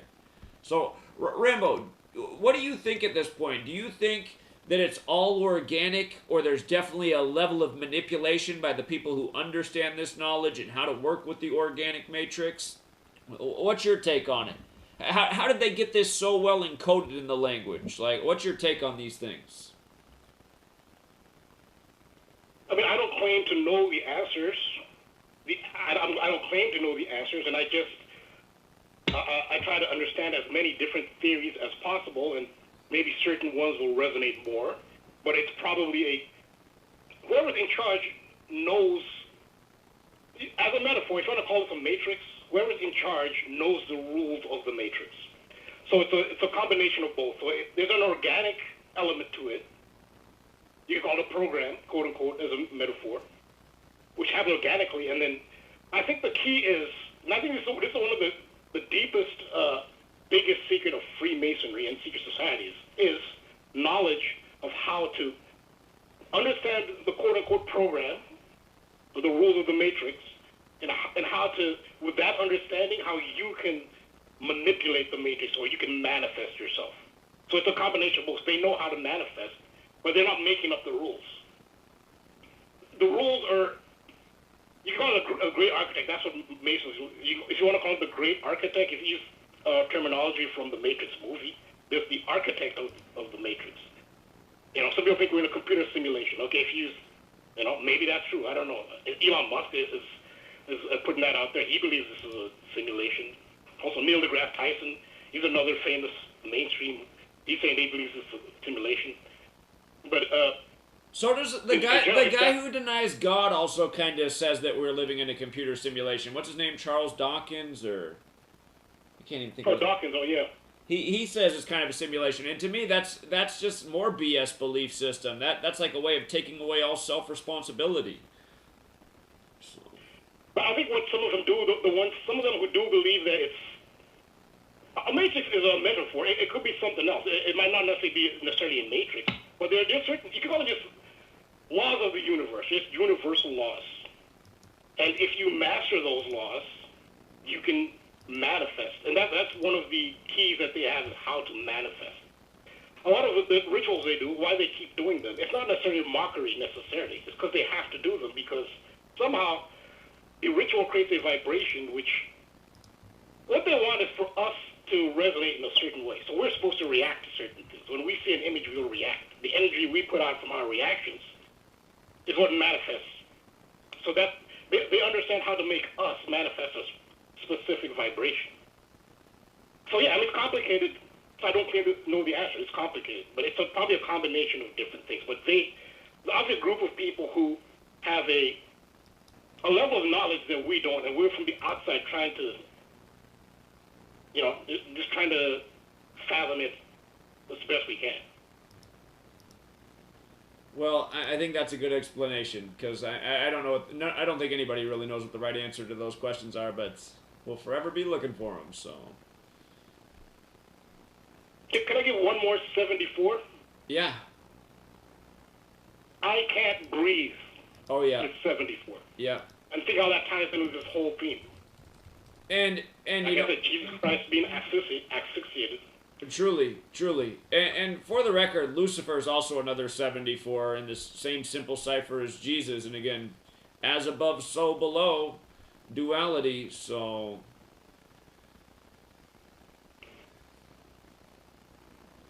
Is that all for tonight, Rambo? All right. Oh, yeah, that was plenty. But I have more. I could do multiple chapters on this. I have a part 3. Also, I remember last week, a caller later on in the show, he wanted me to look into, there's a couple of incidents in Spain where some women actually severed the organs of some males, and he wanted to know if those tied into what I'll talk about later, some of the Osiris rituals and some of the other rituals. I did hear his call, and I did look into it. And I do have a decoder and more insight into that. That is another common ritual. So yeah, just if he's wondering, I did hear his call, and yes, I can do a decode on that. Okay.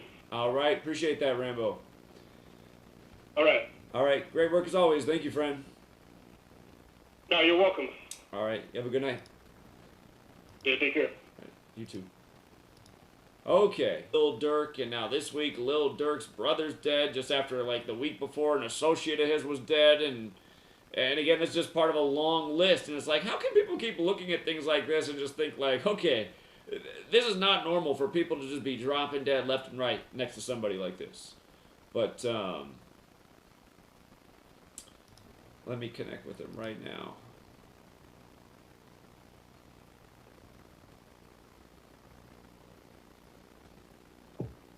Can you hear me, Jonathan? Yeah, can you hear me? Perfect, loud and clear. All right, man, so I'm just going to let you run with it. All these deaths in hip-hop, and so many of them going back to the same man, Lil Durk. So what's the latest? Yeah, well, as you know, we've been talking about Lil Durk for a long time now. And so Lil Durk, he's referred to himself as the Jay-Z of Chicago, right? Okay. On more than one occasion.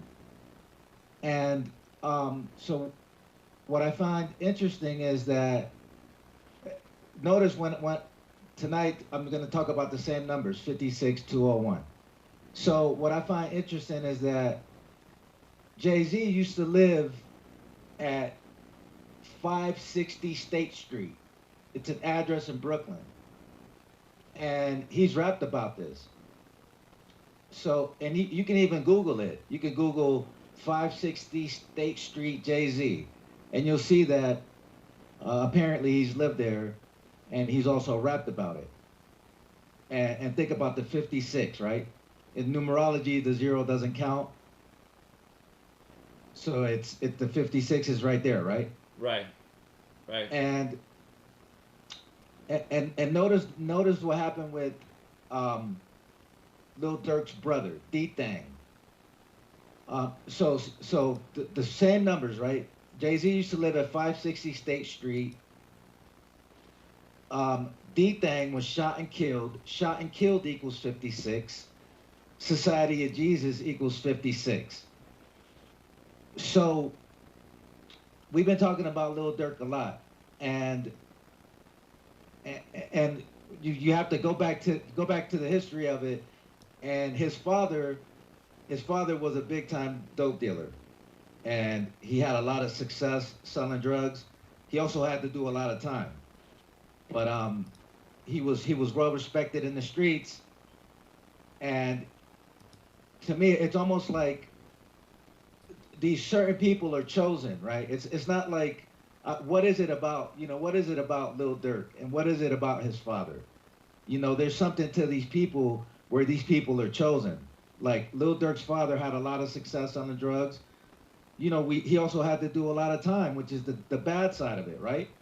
But he did have a lot of success. Supposedly he got caught with a lot of money on him and a lot of drugs on him when he got caught, right? Now look at Lil Durk. Lil Durk is the biggest rapper out of Chicago at the moment. And look at all the success he has, but look at all the people that are dropping dead around him. You see what I'm saying? Absolutely. So what is it about these people? So I could tell you how, I could tell you in the book that I'm writing, what I wrote. So Lil Durk has become a well-respected rapper in the music industry. He has allegedly sacrificed his manager, his cousins Newski and Lil Mister, his friends, King Von. You still there? I'm still here, yes. Oh, okay. So I don't know what happened. Okay, so he's allegedly sacrificed his manager, his cousins, Newski and Lil Mister, his friends, King Von, who he used to call King Von Twin, and L.A. Capone. Now his producer, Turn Up Josh drops dead on May 31st, which was his producer.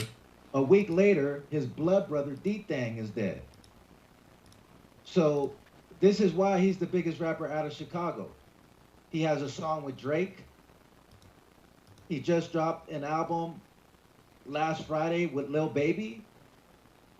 Think about it, Drake and Lil Baby, these are the two biggest rappers in the game. So he has a song with Drake.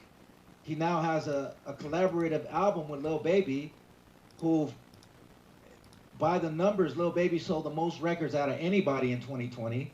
So Lil Baby is the biggest rapper if you just want to go numbers-wise, right? Album sales. So, so that's the thing. It's like, okay, like these people get, his father, Lil Durk, was successful selling drugs. Obviously, he did time. Lil Durk, he's very successful making music right now, but everybody around him is dropping dead. And we got to ask ourselves why. I mean, like, why him? Because these people are chosen. It's the same thing with, like, this is the reason why, one of the main reasons why I knew the New Jersey Nets would go to the finals is because when KJ Baller, a rapper from Brooklyn, was shot and killed last May in 2020, it was the 75th precinct that responded to KJ Baller's death. And think about it, KJ Baller BALLA, baller, like a basketball player. And it was the 75th precinct that responded. This is the NBA's 75th season. You still with me? Oh, I'm still here, yeah. So, this has a lot to do with, you know, with 66. You know, you talked about 66 earlier. So now I can tell you now, the manager of Lil Durk, Uchenna Ajina, was fatally shot in Chicago on March 27, 2015. He was slayed hours after a meeting with Chicago Bulls player Joakim Noah, right? And Bulls equals 66. So Joakim Noah equals 97. Death equals 97. So he was talking to Noah about anti-violence initiatives. And Uchenna was 24 years old at the time. So after the meeting, he left the meeting and then he was shot sitting in a car on the 8400 block of South Stony Island Avenue. 8400 block. Remember, 84 is a key number too. Coke Boys Records equals 84. And this happened when Durk was signed to Coke Boys Records. Jesuit equals 84. United States of America, 84. Slime Life Shawty equals 84. Slime Life Shawty is Durk's new artist. Michelera Allen equals 84. And that was King Von's, that's Asian Doll's real name, who was King Von's girlfriend. So Michelera Allen equals 84. And then OTF Nunu, aka Newski, this is Durk's cousin, was shot to death as well. His name was MacArthur Swindle. He was 21 years old, and he was sitting in a sport utility vehicle on 87th Street. Two members of 051 Young Money, a set of the gangster disciples, walked up and shot Swindle. So OTF stands for Only the Family. This is Lil Durk's group of rap artists. And Lil Durk signed Nunu, which is his cousin, right, to OTF, and 2 days later, his cousin was dead. So Nunu gets signed 2 days later, he's dead. I just told you about his manager, right? Right. Now, Lil Durk was born Dirk Banks on October 19, 1992 in Chicago, Illinois. He grew up in Englewood, which is a South Side neighborhood of Chicago. He was raised by a single mother since his father, who I spoke about, Dante Banks, was sentenced to 2 life sentences without parole. Even though that was the case, he was released in 2019. So he's out now. So he went from 2 life sentences to being released. This is what I'm saying, like it's, you know, these people get special favors. You know, like it's hard to beat 2 life sentences. Sure. I mean, from Durk's birthday until the day King Von passed was 19 days, including the end date. Chaos 19, Rap 19, Shot 19. This happened while we were in the middle of the COVID-19 pandemic. And from the day King Von died, 11/6/2020, until Durk dropped his last solo album, The Voice, was exactly 47 days. And The Voice equals 42, Brothers 42, Twin 42, the N-word 42, Boy 42. And Durk used to call King Von Twin. So think about this now.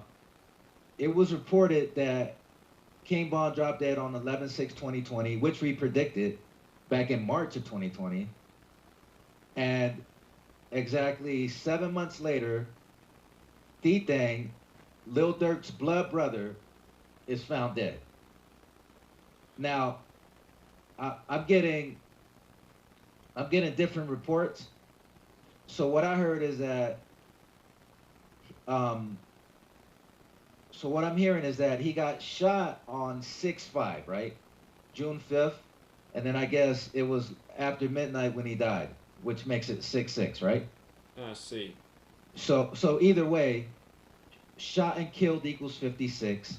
Society of Jesus equals 56.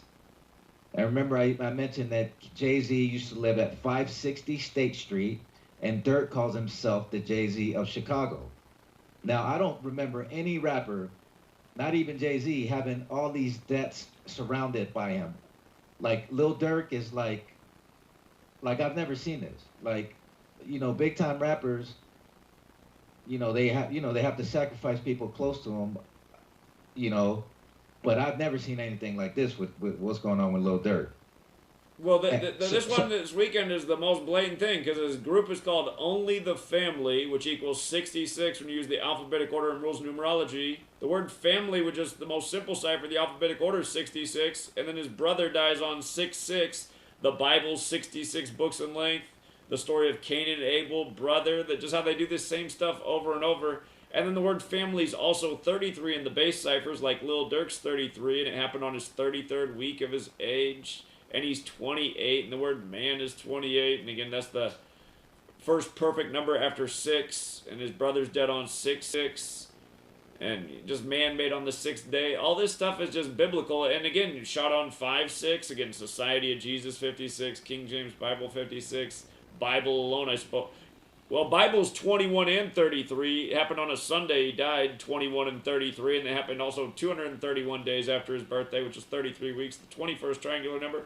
So yeah, this whole thing is just a big biblical ritual. It's just another clear Jesuit ritual. He was murdered in Harvey. Harvey equals 79, like murder, like Society of Jesus, like Yeshua. Yeshua is 79.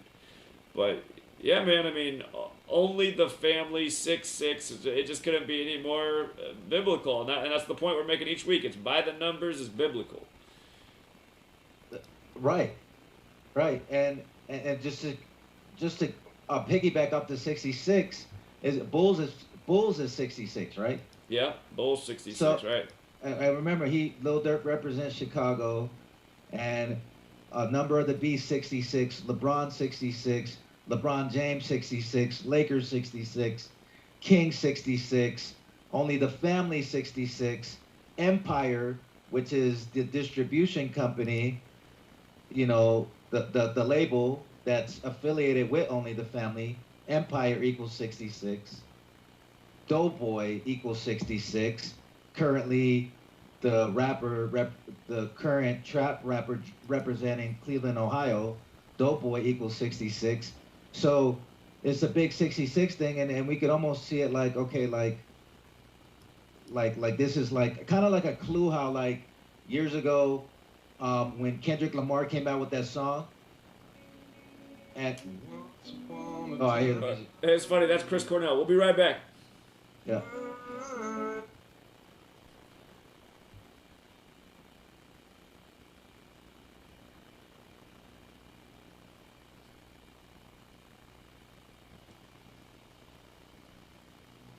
Hi, my name is Ella, and I'm 10 years old. I'm one of the millions of children born to parents suffering from the sheeple virus. Symptoms include the inability to think for oneself, the attention span of a goldfish, and a strong belief in government and the mainstream media. It is estimated that 1 out of every 2 children are being raised by parents infected with the sheeple virus. But there is a cure. For as little as 19 cents per day, you can become a TFR supporter and help children like me get their daily dose of truth. Together, we will make sure every child has protection from deception.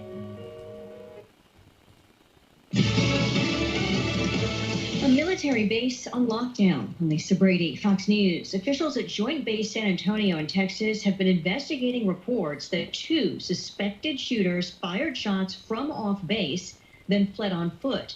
Their There are no injuries reported. They're working with San Antonio police to clear the area and search for the shooters. President Biden just landing in England to begin his first foreign trip as president, 3 countries in 8 days and 3 summits with the G7, NATO, and Russia's president, telling reporters before he left this morning it's about strengthening alliances. This is a high-stakes trip to Europe in which President Biden will be watched closely and assessed on how he manages to unite the G7 and NATO partners and rebuilds alliances that have frayed in recent years. Fox's Jennifer Griffin at the Pentagon. Meantime, the president reportedly plans to announce a plan to buy 500 million more doses of COVID vaccine to share with the world.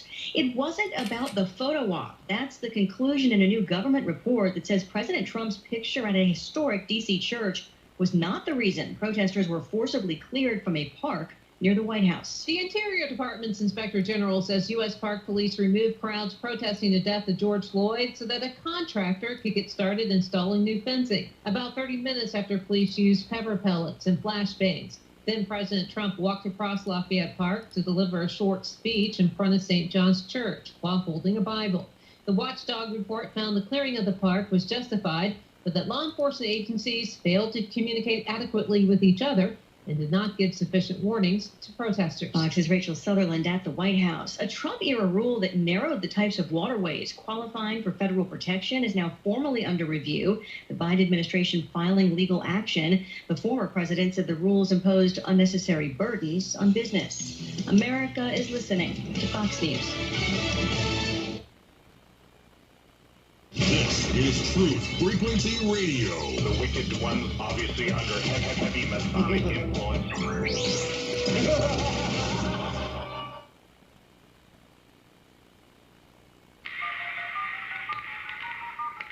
This is not a valid menu option. Condition orange. Condition orange. Situation Delta in effect. Please enter your agent number now, followed by the hash key. We have to create culture. Don't watch TV. Don't read magazines. Don't even listen to NPR.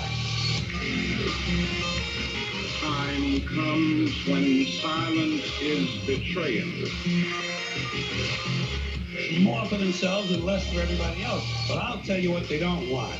They don't want a population of citizens capable of critical thinking. They don't want well-informed, well-educated people capable of critical thinking. They're not interested in that. That doesn't help them. Think for yourself. Question authority.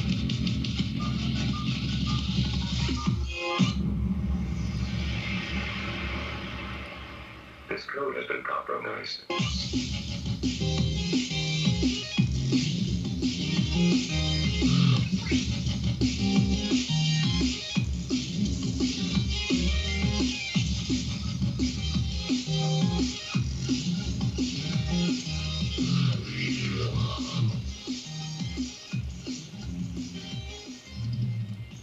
All right, we're back, Truth Seeker. We got an hour left. We were interrupted by the break, and Jonathan is doing his presentation on Lil Durk and all the deaths that just keep happening around him, and all by the numbers, and the same old repetitive numbers that point in the same old direction. I don't know how many times Jonathan and I in the last, couple of years have been doing these streams and just saying, look how all of this stuff points to the Jesuits and the Jesus rituals and the biblical rituals.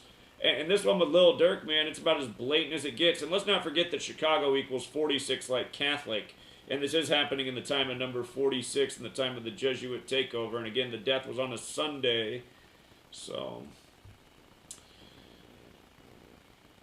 Right, but the reason I was bringing up those 66s was it's almost like they intertwine the world of entertainment with sports. So that's what I was saying. Years ago, the song by J-Rock came out called King's Dead, and then the NBA Finals started, and then Kendrick Lamar came out with that song called Shut Up, Be Humble, Sit Down, because the Cavs had just won the championship the year prior after being down 3-1, and then they came back. Then the following year, this song by J-Rock comes out it's called King's Dead. And then right after that, Kendrick Lamar comes out with the song saying, Shut Up, Be Humble. And the Cavs got basically embarrassed by the Warriors. so it's like they intertwine the entertainment with the sports, and that's what I was saying with this, with all these 66s. It's like D-Thang gets shot. It's almost like letting you know LeBron's going down this year, because in Chicago, where obviously obviously they don't want anybody to. I don't think they want anybody to get on Michael Jordan's level, because even if LeBron does win 6 championships, I think most people agree that Michael Jordan is the best of all time. So yeah, it's almost like, you can't have the conversation. I mean, it's all rigged and scripted, but again, LeBron just has too many moments like his last game where he's down 30 points in an elimination game, and I mean, it's just like, no, man, Michael Jordan was never in that situation down 30 points in the second quarter. I mean, that's pathetic. So he never was, right? So it's almost like a sign saying this rapper of the blood brother of Lil Durk, who's the biggest rapper out of Chicago. You can say he's the king of Chicago. By the way, OTF equals 41, just like King equals 41. OTF stands for Only the Family. And so it's almost like his brother dies in Chicago, almost like a sign saying, Michael Jordan is still going to be the king no matter what LeBron does. And like you said, too many moments where he just doesn't have that killer instinct that Kobe had or Michael had. And yeah, of course it's all scripted and rigged, but anybody can see this. And another big number is 95, right? And you taught me about this. So OTF D-Thang equals 95. He was killed in a Chicago strip club. Chicago strip club equals 95. And 17 is also a big number. The club he was killed in was called Club O. Club O is 17. Kill 17. Shot 17. Ritual sacrifice 107. Saturday 107. Shooting 107. Right? So isn't it just funny though, man? It's like, how many times have we talked about a dead rapper, and specifically the numbers 17 and 38 in a video? I mean, it's just too many times, and then they gotta. I mean, how often, like when a celebrity dies, do they give you the specific street number where they died? He died at 17038. It's just like, man, I just hate that people are still doubting what we're showing just week. It's the same stuff every week. So. Yeah. Oh, by the way, just to add to the 41, only the Family's called OTF equals 41. Kobe Bryant 41. The LeBron James album came out a span of 41 days after Kobe dropped dead. LA's 41. Kobe was 41 years old when he died. King 41. So on and on and on, right? So it's just interesting how they intertwine hip hop. Just the world of entertainment with sports, with how it's just all just one big, it's just their show that we're living in. We are, man. It is the big show. The world is the stage. I think it has been for a long time. I mean, that was written in books, centuries ago. Well, all about the same time all this stuff started to happen. They teach us so much about Shakespeare from pretty much that same time period where all this stuff happened. So. Well, I want to bring up a point though, because back in November we did a show on the history of Dallas hip hop, and back in November we did a show right after Mo 3 died and right after King Von died, and on that show, excuse me, which I couldn't find it because it might have been deleted on one of the channels, because I wanted to show what I was talking about with Lil Loaded back in November, right? But I guess the channel's been deleted. But anyway, I still got it written down. And so back then I was talking about Lil Loaded, who's a Dallas rapper, right? And so they're saying that he committed suicide because his girlfriend cheated on him. And it to me it's just so interesting, because it's like that's a bad way to go out. That's like, you don't want to go out like that. Like, it's almost like with the way that they try to feminized men. You know, Lil Lotus supposed to be this gangster drill rapper, right? But he killed himself over a girl. Right. Right. And it makes him look soft. It's like that's what they try to do with black men specifically, is we're either over aggressive, bullies and criminals, thugs, drug dealers and gangsters, or we're or the complete opposite, right? Which would be like a Lil Nas X. So Lil Lotus is supposed to be this gangster rapper. They say he killed himself over this girl, and he was 20 years old at the time. Death equals 20. But back then, what I wrote back in November when we did the live show, we did a live show on the history of Dallas hip hop, and so Lil Loaded. This was back in October. Well, he was charged with this crime in October, but we did the show in November. So Lil Loaded was charged for the murder of gunning down an 18-year-old man, right back in October. The rapper, Lil Loaded's real name is Deshaun Robertson. He remained held Tuesday on a $500,000 bail in Dallas County. So he was charged for a homicide on October 25th, 2020, right? And this person that he killed was supposed to be his homeboy. Now, think about how crazy that is. He kills his own homeboy, then he kills his own homeboy, right? Then exactly 201 days later, Mo3, which is another Dallas rapper, dropped dead on November 11th, 2020, right? Right. From November 11th, 2020 until Lil Loaded dropped dead is exactly 201 days. 201. 201 days now. Now these are both Dallas rappers. Right. So Lil Loaded gets charged with this homicide of his homeboy on October 25th, 2020. Then November 11th, Mo3 is murdered on a highway. Exactly 201 days later, Lil Loaded is now dead, and we're supposed to believe that he killed himself over a girl. No, he was murdered, and the numbers are right there to tell you who it was. And again, all year we've been talking about the same numbers. The Jesuits, 201, 56. Of course, always the 38s with the death, murder, killing, rapper, all that. But always these numbers is going back with these same old core Jesuit numbers. And again, they put it on more than just killing hip-hop or deaths. They use the same number patterns in their rituals. So. But that goes to show you 201. Like that goes, and Dallas is, like I said, we did a whole show. We might have to go revisit and do another show on Dallas hip hop.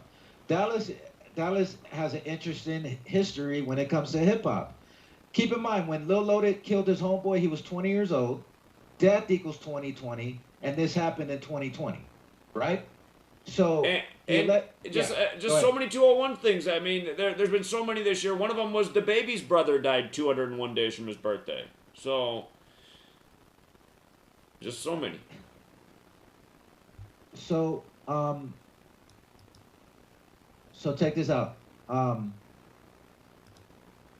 So the rapper, Lil Loaded was signed to Epic Records. Epic Records equals 115. Back then he dropped his latest mix. This was from back then when I wrote this in November. Back then he dropped his latest mixtape, which was called A Demon in Blue equals 115. Epic Records equals 115. Killing equals 115. So in 2019 he came out with this hit song, Block Baby. Block Baby equals 59. The number stamped on black people. And you know, I wanted to bring up Lil Loaded because it's somebody who we already talked about, and it's the same numbers. Lil Loaded equals 74 and 38. Rapper 74, 38. Killing 74, 38. English 74, 38. Same numbers. And just think about the name, right? Lil Low Dead, like he has the dead in his name. Lil Low did. Dead at 20, death equals 20. You know, it's just this is the same thing that I'm talking about. Like, that's why I'm like, it's so hard to finish this book, because this is something that is happening on a weekly basis, and nobody's really paying attention to this. You know, because people say, well, they're just rappers. Who cares about a rapper, right? But these are actually people that are being killed in a sick ritual. I'm talking about, you got over 200 rappers dead last year, just last year alone. This year's we at least at 60 already. Again, I mean, that's the thing. People just don't care about all the evil stuff that's going on around them. And it's just, see no evil, speak no evil. But that ignorance they're going to find out isn't bliss, man. But yeah, I know that's why it's just so frustrating. It's like, how many times can we show things, predict things, same patterns we teach? I mean, what are the odds of it happening again and again? But it just keeps on. I mean, since we really clued into 201 over a year and a half ago, how many great examples have we just documented with the very clear, undeniable 201 rituals? It's like, well, what more do people need to see? So I'll give you. How about I give you another 201? And again, just think about this too, though. With regards to, not only is it 201 days apart, right? But one death is on November 11th, 11/11, right? And Jesus equals 11, right? And then the other death's on the 151st day of the year, and Jesus Christ is 151, which is our two most simple ciphers. The alphabetic order with the rules of numerology. 201 is the number of the Jesuits, who are the Society of Jesus. I mean, it just couldn't get any more Jesus-y. And they put it right there. The 201's right there. Look at this. Now this is relevant, right? Okay, now Turn Up Josh, right? Turn Up Josh was one of Lil Durk's producers, and from the news of Turn Up Josh's death to Lil Durk's upcoming birthday is exactly 20 weeks and 1 day. 20 weeks and 1 day for another 201. Perfect. Turn Up Josh, 54 and 144. Like Jesuit order, 144, 54. So, of course, the Jesuit order equals 201. So, and who? How did we find out Turn Up Josh died? It was Lil Durk who made the news. He was the one who announced it. And Lil Durk, 33, passed away 33, Masonry 33, Secrecy 33. And remember, I said that Lil Durk's father is a made man as well. And the ritual of Turn Up Josh happened on the Monday 27, ritual 27. And of course, like you just said, now the day of the year that Turn Up Josh died was May 31st, right? Jesus Christ is 151 and 74. So, you know, and Lil Durk, he walks around like it's nothing. Like, I never see I don't never see a moment where he's just like, damn, rest in peace to my homie. Like he might shoot a tweet out saying rest in peace to my homeboy or something, but I never see him like being distraught about anything. Like, everybody is dropping dead around him. Like, from his friends, L.A. Capone, King Von, his cousins, Lil Mister, Newski, his manager, his producer, his blood brother. Like, I mean, and he's just out doing shows like that never happened, or nothing's ever happening. Like, it doesn't even bother him at all. Like, well, he is meant to be evil. He's got the right temperament for it. Nothing phases him. My brother, my friend, I don't care, man. As long as my concerts are popping and everything about my life is good, I guess. So, I mean, I can't even give you a Lil Durk quotable. Like, I can't even think of, like, you hear Lil, it's so forgettable that I can't even be like, oh wow, he really put some thought into that line. Or you know how, like, good rappers, you could remember some of their lines, I can't remember a single Lil Durk line, and he's been out for 10 years now. And notice he came out 10 years ago, but his career has always ascended. And the more people drop dead around him, the more his career goes up. And think about it. The name of his new album with Lil Baby is called The Voice of the Heroes. The Voice of the Heroes equals 86, just like blood sacrifice equals 86, and everybody around him is being 86. Yeah. And human sacrifice is also 86. And The Voice of the Heroes equals 86. His new album that just came out on Friday with Lil Baby. It's unbelievable. You know what I just noticed also about Lil Lode's death? He died on a date with 77 numerology, plus it was the 151st day of the year. And again, just using the most simple cipher, Christ is 77, and then Jesus Christ is 151. So just perfect day for the Jesuit ritual. And yeah, 201 days apart, 2 Dallas rappers. Dallas has that Gematria 13, just like Jesus and the 12 disciples. There might be more. Oh, but that's but check it out. It looks like, okay. So Turn Up Josh and Lil Loda died on the same day. Well, right. I think. Right. Okay. So they both died on the same day. Now you just mentioned 77, right? Turn Up Josh is from Houston. Houston's 77. Okay. And Houston producer equals 77. And so you got 2 rappers dead on the same day. Well, I mean, 1 producer, 1 rapper. And it was the perfect day. It was the perfect date for a sacrifice. Indeed. And you know, and all these rappers that are at the top of the charts, they gotta think about it. Drake sacrificed. I forgot his name. 5TF. Drake has sacrificed some close people around him. Lil Baby sacrificed Marlo, which was his friend. Rod Wave, who had a #1 album just recently, sacrificed one of his artists in Tampa, which I don't have all the information on. I just found out. So all these people that hit the top of the charts, think about how they always have to sacrifice somebody close to them. Drake sacrificed people close to him.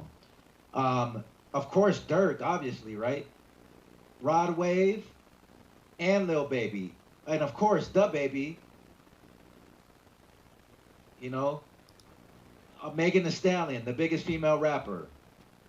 And again, yeah, hers is blatant. Right after her mom dies, it's just again, it's like the fact that we're not convincing people of what we're showing. It's not our fault. It's just that you see that people just genuinely do not care. That's why I just went and stood in front of the Blazers Stadium for their last 2 playoff games in Portland with a megaphone and just told them about the dead Blazers by the numbers, just to show how few people care about anything. So, yeah, man, I know it's frustrating. Jonathan, do you want to take a few calls? Yeah, sure, yeah. Okay, we got some people who've been on hold for a long time. They want to get in here. Orlando, thanks for your patience. Hello? Hello, you're on. Yeah, what's up? Hello. I wanted to call about. I forgot. I wanted to mention. Dude, I've been on hold for so long. So I noticed how you guys were talking about Kendrick and J Rock's song that dropped the year LeBron had lost in the finals and stuff. I know. I just wanted to say something. The J Rock song and the Kendrick song dropped a year apart, but not exactly a year apart. But they dropped in. Kendrick's song Humble dropped in 2017, and J Rock's song dropped in 2018. Because the J Rock song was on the Black Panther album that dropped in 2018 during Black History Month, before the Black Panther movie dropped. And also the Kendrick song dropped on the Kendrick album. It was a single off the Kendrick album that dropped in 2017, but in both those years, like he said, LeBron lost. But, I'm not trying to be this fast. So, what I wanted to call about was to show that Gematria really is real, and for anyone that doubts it, they can just decode themselves, like I did myself. Hello? Yeah, you're wrong. Yep. We're listening. Yeah, okay, so look, I was born in the city of Orlando, Florida, right? And this Orlando, it has gematria, and simple English gematria, it equals 79. And I was born on the day leaving 79 days left in the year, right? Also, okay, my first name, Jamie, equals 20 in full reduction. I love music, right? Music equals 20. Also, my mom's Jamaican, and if you didn't know, you share the bloodline of your mother, because, well, I don't know how everyone doesn't know this, you come from your mother, not your father, because you are the egg in your mother. When you're in the womb, her blood, her nutrients from the food she eats is all being funneled through you, so you really come from your mother. But that's a story for another day. So my mom's Jamaican, right? And Jamaica equals 20 in the pure cipher. It also equals 38, just like my name equals 38, and the city of Orlando equals 38. And there's more to it, but I ain't trying to overflow with numbers and stuff. But for anyone that doubts gematria, you know what I'm saying, you could just decode yourself.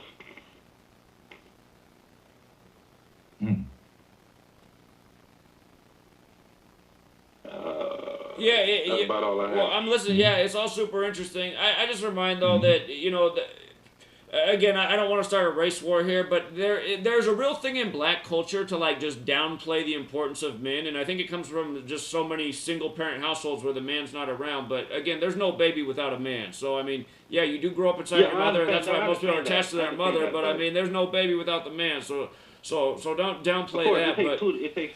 It takes two, of course. Yeah, but yeah, of course we grow up in our mom. That's why a lot of people are mama's boys, and there's nothing wrong with that. But yeah, I mean, you're definitely way more attached to your mother than you grow inside your mother, not your father. But still, it takes both. So. Yeah, it does. It does. I'm not disacknowledging that. I noticed a lot of people just don't want to give credit to the mom. Well, I'm not saying a lot of people, but like I noticed the people that I've spoken to about this object, they just don't understand that part. Like you sit in your mom's stomach for like 9 months, you know what I'm saying? That's not no easy task, you know what I'm saying? I'm not trying to. Not at all, man. Not at all. That's why you see those mothers that had 12 children, you're like, man, all those years of carrying around babies, that is a serious commitment. Selfless, I guess. Yeah. But yeah. But we can't downplay the role of the man. I think that's a good point, Zach, because the man is the one who implements the seed into the woman. And back in the 50s and 60s, I believe that everything was family was a lot more traditional, because the man would work, take care of the whole family, and families families were more together back then. It was, you know, and the whole fabric of society is supposed to be based on strong family. And now we're losing that. You know what I'm saying? Especially in the black community. Yeah. Also, can I say one quick thing about the UFC card? Hold on. Commercial. We'll get back.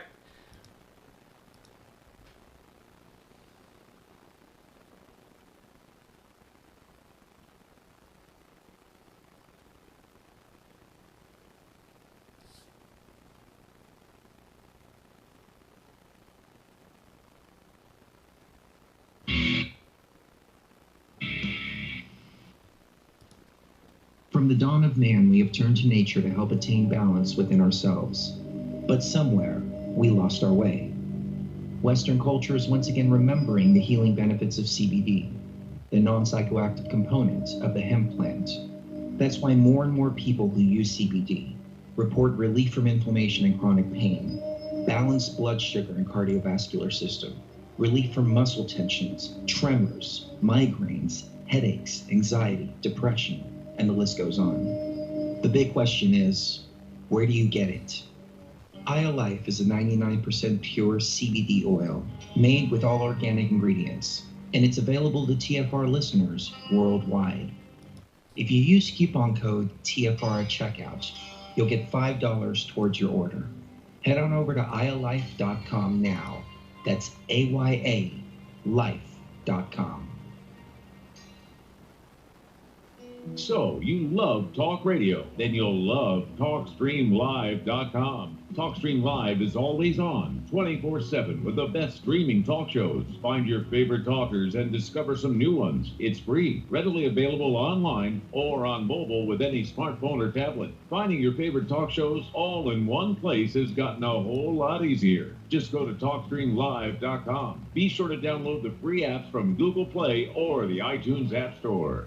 If you have hard water, the Live Scale not only leaves white spots, it clogs pipes and breaks down appliances, costing you hundreds of dollars in energy and wear. Eliminate Live Scale and other water issues like brown staining and bad odors with HydroCare water products available from Wave Home Solutions. Wave's affordable water systems don't use salts or chemicals. You'll love the way your water tastes, smells, and looks. Satisfaction guaranteed. For more information, go to bestwater123.com. That's bestwater123.com. He was the deputy director of MI6, Britain's most senior diplomat.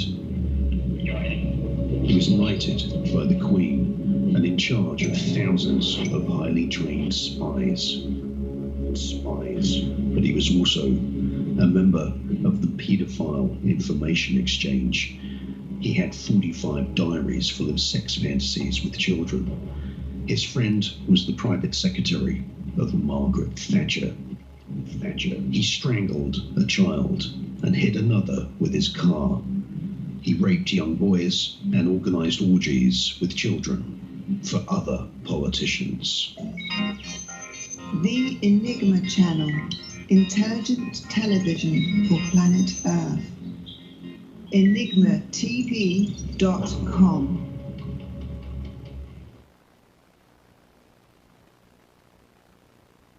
No hate, no hype, no fear. We are Team FFR. Frequency Radio.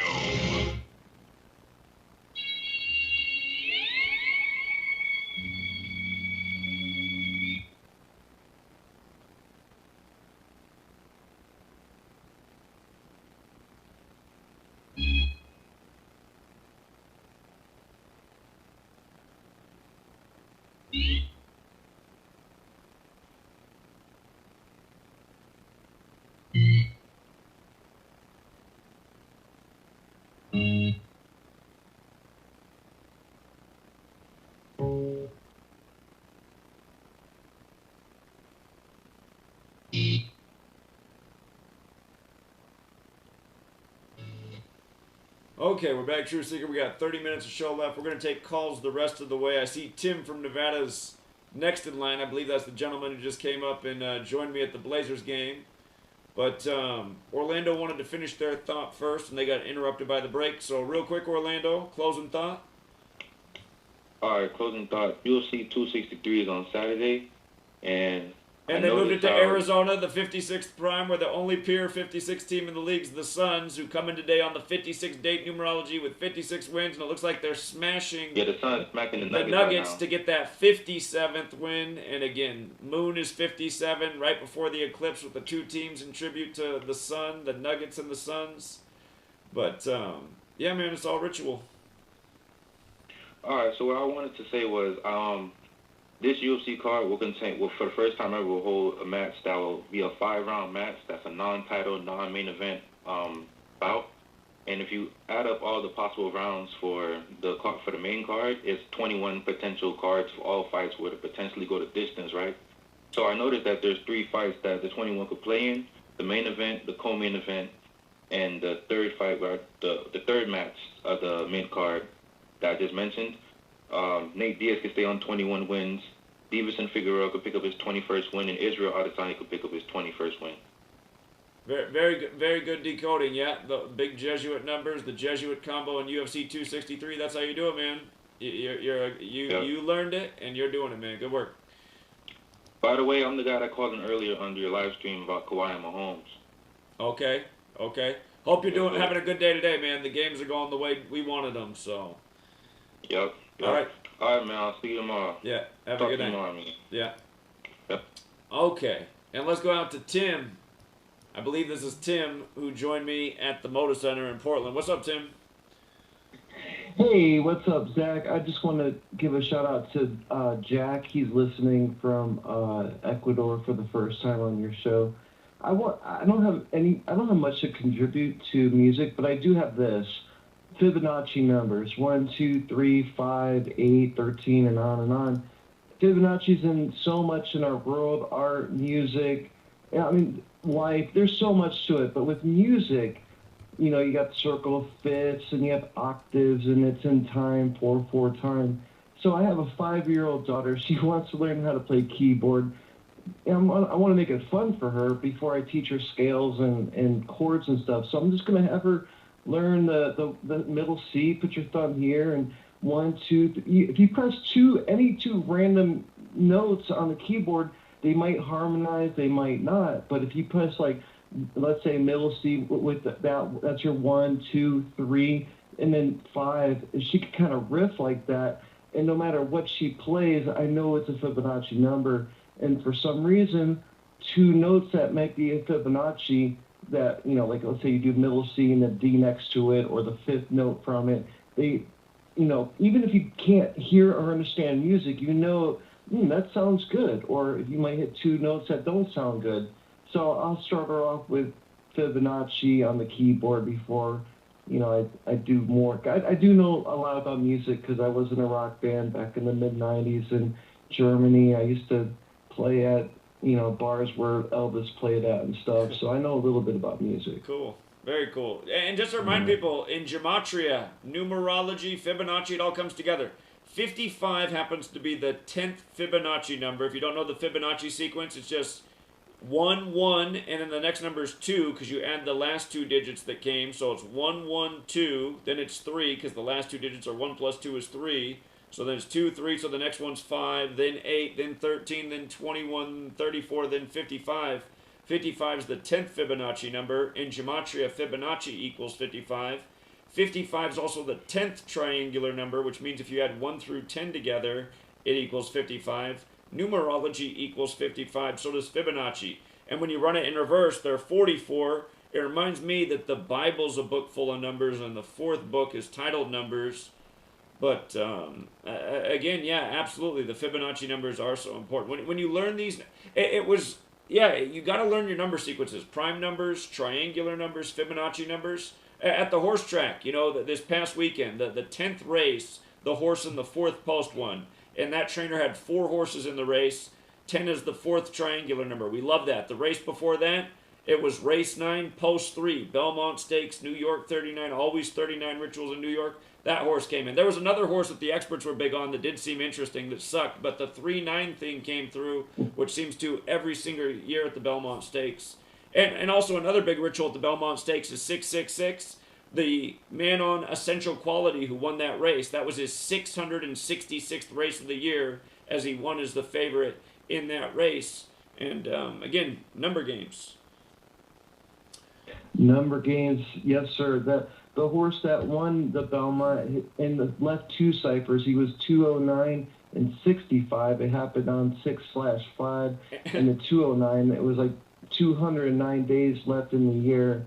And there's actually another horse with those same exact left side ciphers that won race 14 in Northfield Park. I saw that right away. I knew, like, oh, that's a winner.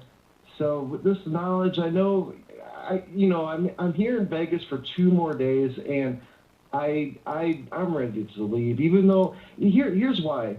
I'll go to the Circa, and there'll be grown men yelling at the TV, using the Lord's name in vain. And they're just so emotionally attached, drinking their beer, eating their nachos and chicken wings, and just yelling, and it's like this negative vibe, and I'm just ready to go.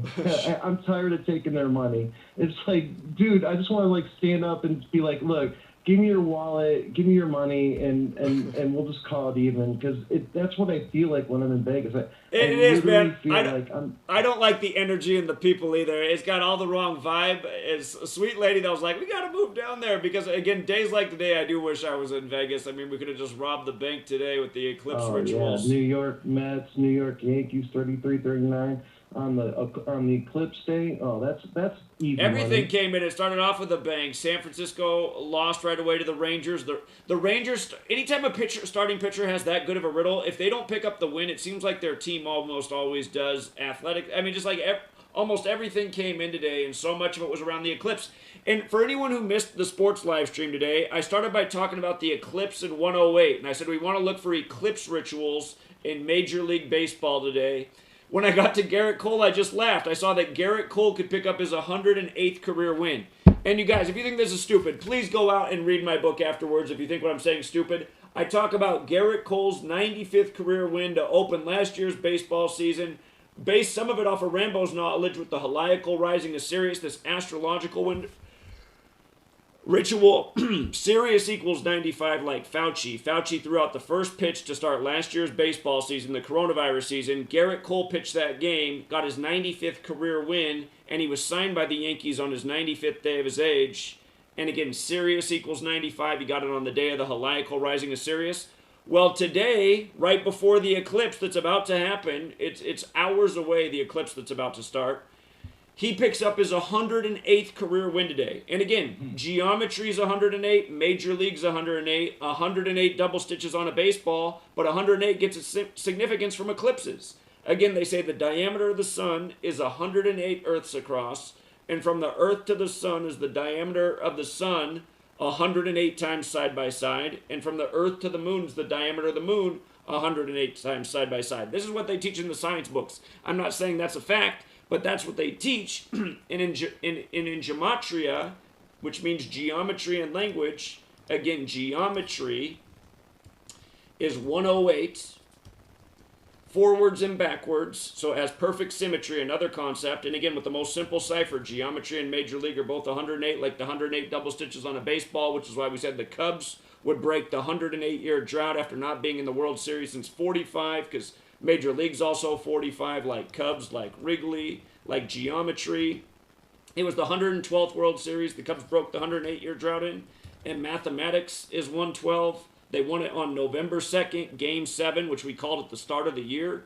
Again, this knowledge, it just brings the whole picture together, and you just see how the whole show is rigged this way.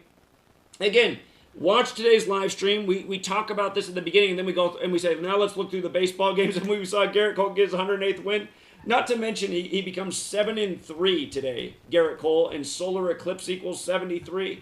Again, it's just mind-blowing how scripted all of this stuff is. But if you learn this knowledge, you'll see these athletes, looks like they were born and bred to be, no different than these thoroughbred horses. So, sorry, Tim, I'm long at the lip, but go ahead. No, it's I got nothing else to add. I'm just listening to the show on the phone, that's all. Yeah, so anyway, man, well, I'm glad you did well there. And if you guys missed Tim on the live stream, Gematria FX Sports, my last live stream outside the Moda Center, Tim was right there on the bench. He was camera shy at first, but quickly he lost his shyness, and he had a lot to say. And the chat appreciated his contributions. And again, you shared with the audience that you did so well in Vegas this year with this knowledge, putting it to the test. You get to take an extra long vacation, essentially, and not do your normal Alaska trip job to spend more time with your family, correct? That's true, yeah. I guess I got two things. The reason why I was camera shy is because normally I'm very fit, and since I've been in the States since the Super Bowl, I've never been this big in my life. And the other thing I want to say is, you know, with Gematria, obviously you can bet straight or you can bet parlays. I love doing round robins. It's like a happy medium. You don't have to be right. You can be 3 out of 5, 4 out of 5, and still make money. You can even win 2 out of 5 and almost get your money back. So I love round robins. That's why I won so much with the March Madness. You don't have to be perfect. You just, you know, I had 19 round robins with literally with your Oral Roberts in Ohio. That paid for that ticket and then some. So, sure. You know, that round robins I think are the way to go. That's not a bad tip. That's not a bad tip. I need to start exploring that more. So yeah, I appreciate that, Tim. Yeah, round robins times 2, and then if you're very confident, add a times 3 in there. And yeah, that's how I was able to win. Even though I had a couple wrong, you know, here and there, that's okay. Like, you know, like I all day long I'll do 5-team X2 round robins, and I'm trying to get 3 or 4 out of 5. And with this knowledge, that's not hard at all. Indeed, it's not. So very good tip. Appreciate that. Yeah. Anything else, Tim? And there's, yeah, this journeyman Jack, he's listening, and he knows everything about Ecuador. He's been, well, I should say everything, but he knows a lot. He's been living there for like the last 12, 14 years. He's from Georgia area, and he helps a lot of expats. Normally, I don't promote Ecuador because one of the worst things about Ecuador is the Americans that are there. I mean, I'm talking like typical rotten apple Americans. But with you and the followers of GEMATRIA, yeah, I will promote it because I know anybody that's like a true seeker, you know, that's a different kind of American. So that's okay. But anyways, Jack, he can answer any question you would ever want. I can give you his number and his contact info and all that stuff if you ever want him on the show to talk about that country. I think that would be great. I think that would be a great show. So, yes, I would like for that to happen. Thank you. Okay, no problem. I can make it happen. Yeah. All right. Appreciate it, Tim. Yep. All right. You have a good night, man. You too. All right. Take care. Jonathan. Yeah, I'm still here. All right. Yeah. I'm making sure you're still there. Yeah. Did you see when we were at the Motor Center? Yeah, I was watching it. Oh my God, man! It's like it just makes me want to say like, these zombies are unreachable. They are unreachable. I'm starting to agree with. Before I believed that there was faith or hope, but I don't know. I'm starting to. Well, it's like there is if we. It's like we got to stop trying to wake up all these people, and we got to put our energy into organizing the people who are awake to do something, because that's like where the hope and future is. It's just like I'm done with trying to wake up these zombies, man. Just perish, go away. I want to watch you guys fall, man. It's just they're bad. They are bad. I mean, how many more? Like I'm talking about the same steady. I'll give you another 42. You know, 42 stamped on black people, and Jay-Z launched his own cannabis line called Monogram, and Monogram equals 42. Monogram equals 42, and he dropped it on a date numerology with 74 and 38, the rapper numbers. Monogram equals 42 in the pure cipher. How many more 42s can we do? Like 56s, 201s, 38s. Yeah, again, man, I think they'll just keep doing it until the end of time and just laughing all the way about it because they're like, look, we're even getting exposed, man, and nobody cares. I guess we got free reign on this. So that's the downside of what we've done. We've shown that even if they're exposed, people still won't care. So yeah, and I haven't talked to you about this, but at first when Kwame Brown started blowing up and his videos started blowing up, and I was like you, I didn't even know he had a YouTube channel till he started getting all this publicity. And then I watched like 3 or 4 of his videos, and it was interesting at first, but then he just kept talking about the same thing over and over again. And I was like, well, I mean, it does get kind of redundant. I mean, you're just saying, well, I mean, if you're just going to blame all the problems on the quote-unquote white man, I mean, the Society of Jesus, they probably are white. But, I mean, it's just bigger than that, you know? And I just wish that people would be able to see that. yeah, and he was in the chat. I gotta see if we can get in contact with him and get him to come on and talk about things. I don't know if he did a live stream today, but I got a notification on my phone. And it was like, Kwame Brown is live. I'm not even subscribed to his channel, but the notification popped up. I have been watching a number of his streams, so it's fair they would give the notification. But then when I went to it, it was something like, is the go along, what's the go along, get along gang have planned for Kyrie Irving and Kevin Durant?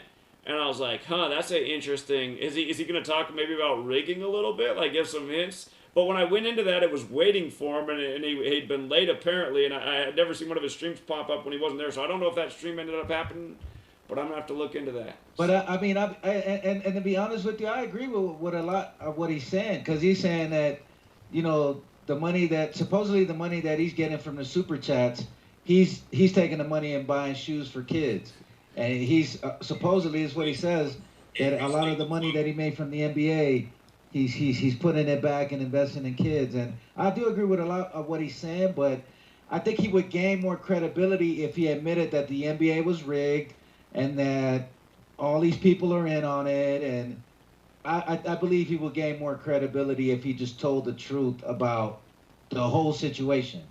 You know what's funny? He is putting out a ton of content. I just realized that he's on his 3rd live stream already today. He's live right now. Kwame Brown. He's live right now? Yeah, he's live right now. But, hey, if everybody wants to go into, if you guys are sick of the radio show and you want to go to Kwame Brown Bus Life and everyone just spam Gematria Effect, I know it seems like he keeps an eye on his chat. Hey, you know what we need to do? Tell him to put us on live right now. And let's talk about... Or just say we need him to come on our show and talk about if the game is rigged or not. Okay, yeah. And the thing is Kwame, he's in our age group. You know, we're all around the same age. So, you know, like, and his channel blew up out of nowhere, bro. Like, I remember when he first started getting all this publicity, he was like at 100-something thousand subscribers. He wasn't even that. When I first caught wind of it, he had like, I forget what it was, like 40K when I caught wind. So I want to know what it was before before this happened. It was probably even smaller number. Yeah. When I got on, he was like right at 100,000. But he got like a buzz, like he got like a crazy buzz, and then he called out. I do like how he called out Stephen A. Smith. I like how he called out Charlemagne the God and DJ Envy. I like how he's calling them all out. You know, but like, let's talk about the game being rigged.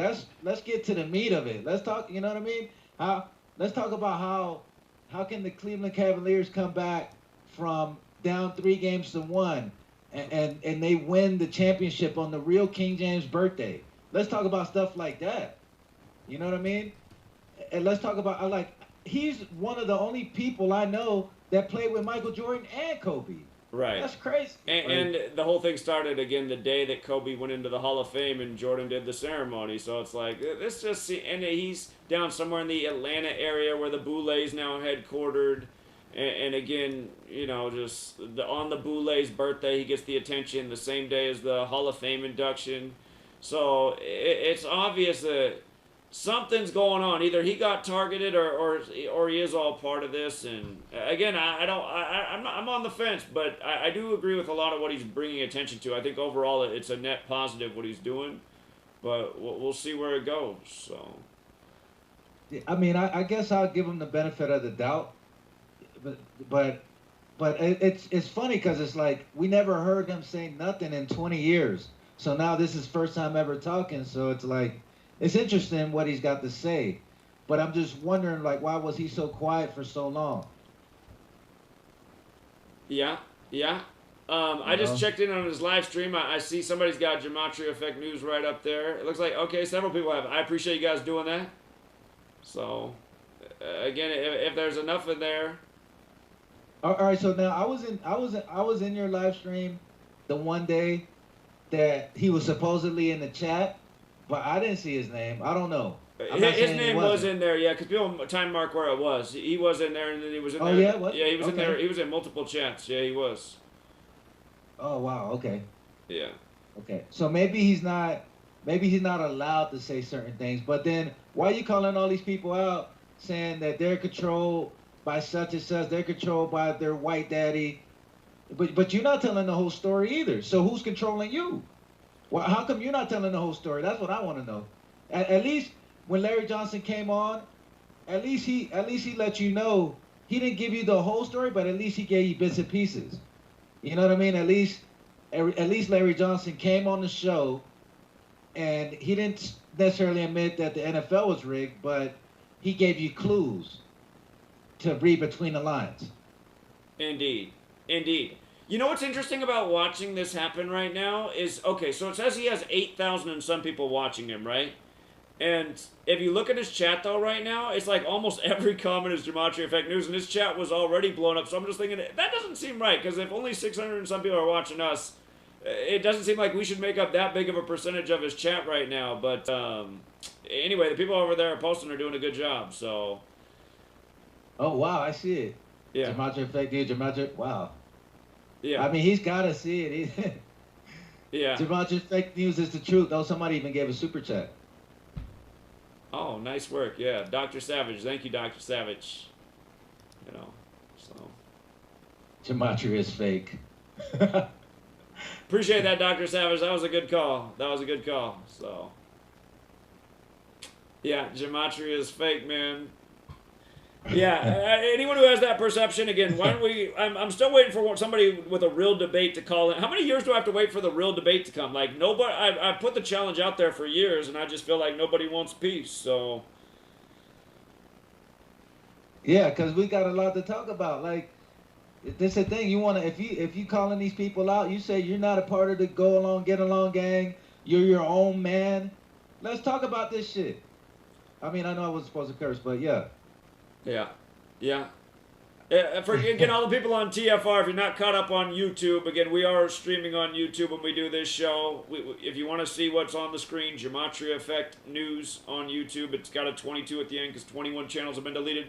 But we got the Kwame Brown thing up on silent because this former NBA player, man, this guy must have worked hard at practice the way he works hard at YouTube. I've never seen anybody stream so much in my life. I'm like, man, he's putting me to shame the way he gets on here and puts out video. But then again, he's not researching. He's just getting on here and talking in circles for the most part. But still, man, he's on YouTube. It seems like at least 3 hours a day streaming. So.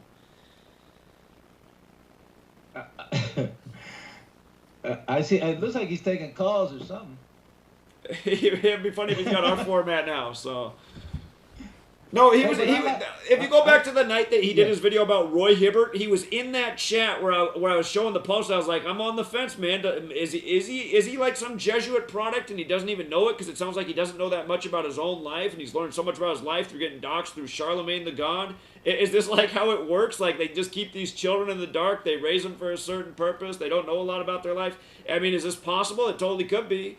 But I was talking about. He said he don't even know his own daddy. Right, but the thing was, I was saying, could he be a Jesuit product? Well, that night he goes on and live streams after I get off, I noticed, and he's talking about Roy Hibbert. And I was like, wait a minute, he's going on talking about a Jesuit. He's talking about a Jesuit, you know, basketball player who went to Georgetown after we're questioning him. I was just like, is this a coincidence? He's just in the chat, now he's talking about Roy Hibbert, so. Anyway. Yeah, that was interesting. I saw that when he was talking about Roy Hibbert. And look at every comment is Gematria Effect News. If you look at the chat, that's crazy. Like every comment, I mean like every other comment. No, somebody just gave, Shay, shout out to Bobby in Spokane, man. Bobby just gave Kwame $20 and said, we need to get you on a live stream with Gematria Effect News on YouTube. Zach and the community want to hear your voice. Blessings. So very cool. So for all of you guys who gave him a super chat, that was nice of you. Dr. Savage, awesome work. Bobby, awesome work. He's been making a fortune on there. I wonder, it's kind of interesting to see. It doesn't look, usually when I tune on there, there's like at least $200 ones already up there, and a $51 and a whole bunch of other ones. It could be because it's late, or it could be because he's on there so much. People finally might still be chilling out on the donations. But God, he must have made a fortune in the time he's been streaming just in super chats. So. That's the end of the show already. Here, Jonathan, I'll reconnect with you. I can disconnect. I'm going to call you back. Sit tight. All right, here, we'll stay on a little bit. And I think Jonathan has some more to share. Jonathan and I, we've been trying to link up for a show for a while. So sorry that I didn't get to, as many callers tonight. And I'll make up for it here in the future. We'll just do another live stream before next Wednesday's show. Take calls. But here, let me get Jonathan back on.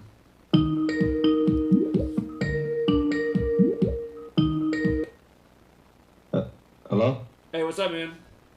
Oh, what's up? Oh, all right. Yeah. But yeah, I mean, it's crazy because it's like, how can so many posts be for Gematria Effect News if we have such a small amount streaming compared to how big his number is? I mean, just in terms of fractions, I feel like you know, 1 out of 20 posts we should see Gematria up there, but it's a huge percentage of them. So plus, if it was really that many people watching, I think the chat would be going a lot quicker. And I'm just saying we should see a lot. I mean, there are other kinds of comments, but I just feel like we should see way more other types of comments. Because it's not that our whole show's even over there anyway. Just a small group, a number of our show went over there to do that. So exactly. Something's wrong with the numbers here, man. Something ain't added up. But I wonder again. I wonder if maybe they said, okay, you just got to shut up for 20 years, and then in 20 years you can talk about certain things. You know what I mean? It is hard to say. That's why I'm with you with, like, I do want to give him the benefit of the doubt, but at the same time I don't know, because we don't know. He's calling all these people out for being controlled, but we don't know if you're controlled. True. Come explain to us how you're not controlled. You know what I mean? Like. Yeah, indeed, indeed. So let me do the song of the week. For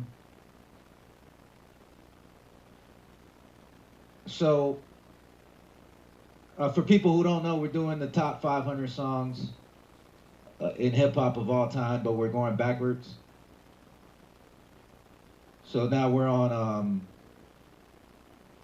song 494, and it's called Come Clean, and it's by Jeru the Damager. And one thing I just noticed about Come Clean is that it's a perfect match in 3 out of 4 ciphers with the word Catholic. Okay. So if you want to pull up the lyrics. Yeah. Give me the artist name one more time.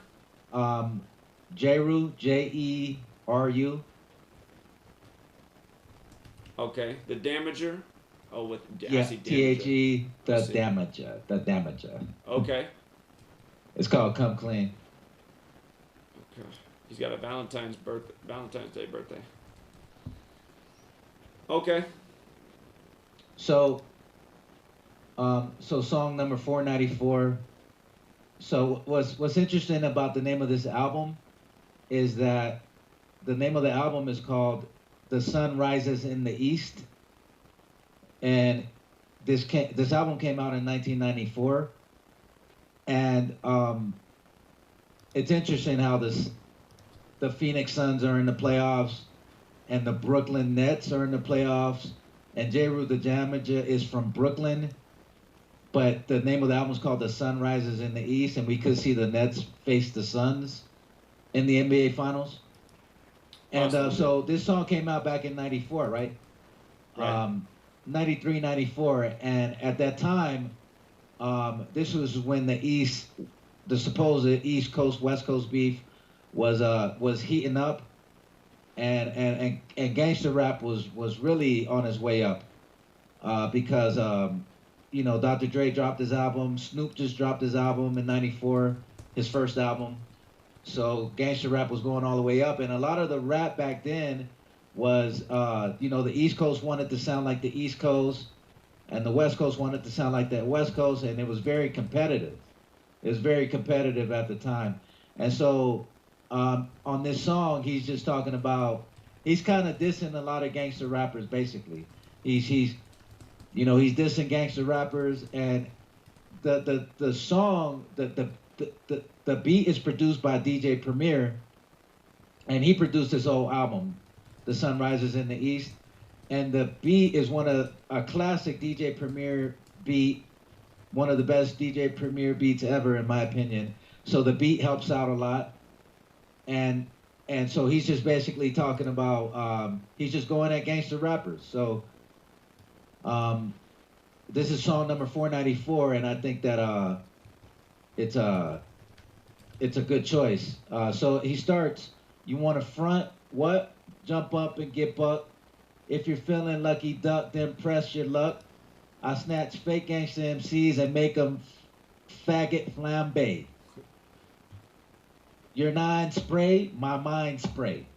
So Jeru was like, he was like really like on some, like I was saying, gangster rap was big, was going up at the time, but he was like on some shit where I'm gonna use my mind and show you that I could beat you with my mind. So that's what he means by that line. Your nine spray, my mind spray. Malignant mist that'll leave comp defunct. The results, you'll remain stuffed in a car trunk.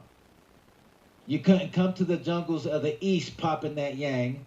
So he's letting you know, he's letting these people on the West Coast know, basically, don't come to the East talking that shit, right? Because it wasn't like a direct diss to the West Coast, but like I said, it was very competitive back then, and you didn't even have to be talking about the West Coast, but you know, we could tell, and the same thing with the West Coast rap, you could tell they were talking about the East Coast. So that's what he says right here. He says, you couldn't come to the jungles of the East popping that yang. You won't survive. Get live. Catching wreck is our thing. I don't gang bang or shoot out bang bang.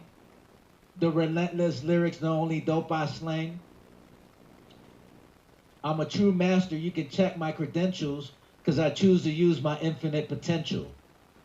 Got a freaky, freaky, freaky flow. Control the mic like Fidel Castro.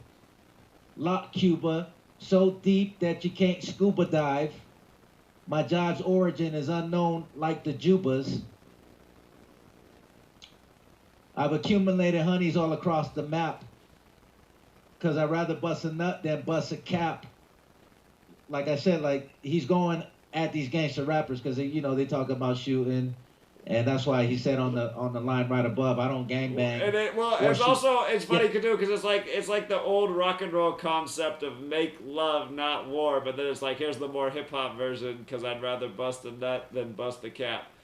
So. Yeah. In your back, in fact, my rap snaps. You're sacroleic.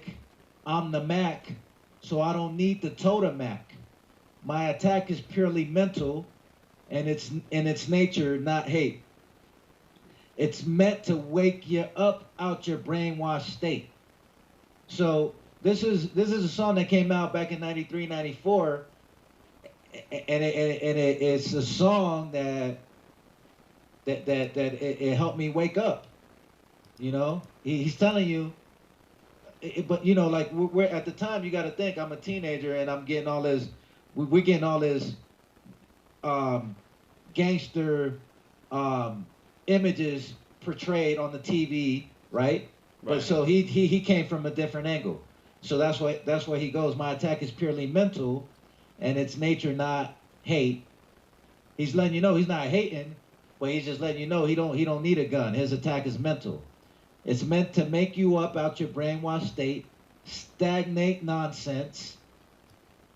For if you perish, you'll get your snot bust. You press up on this.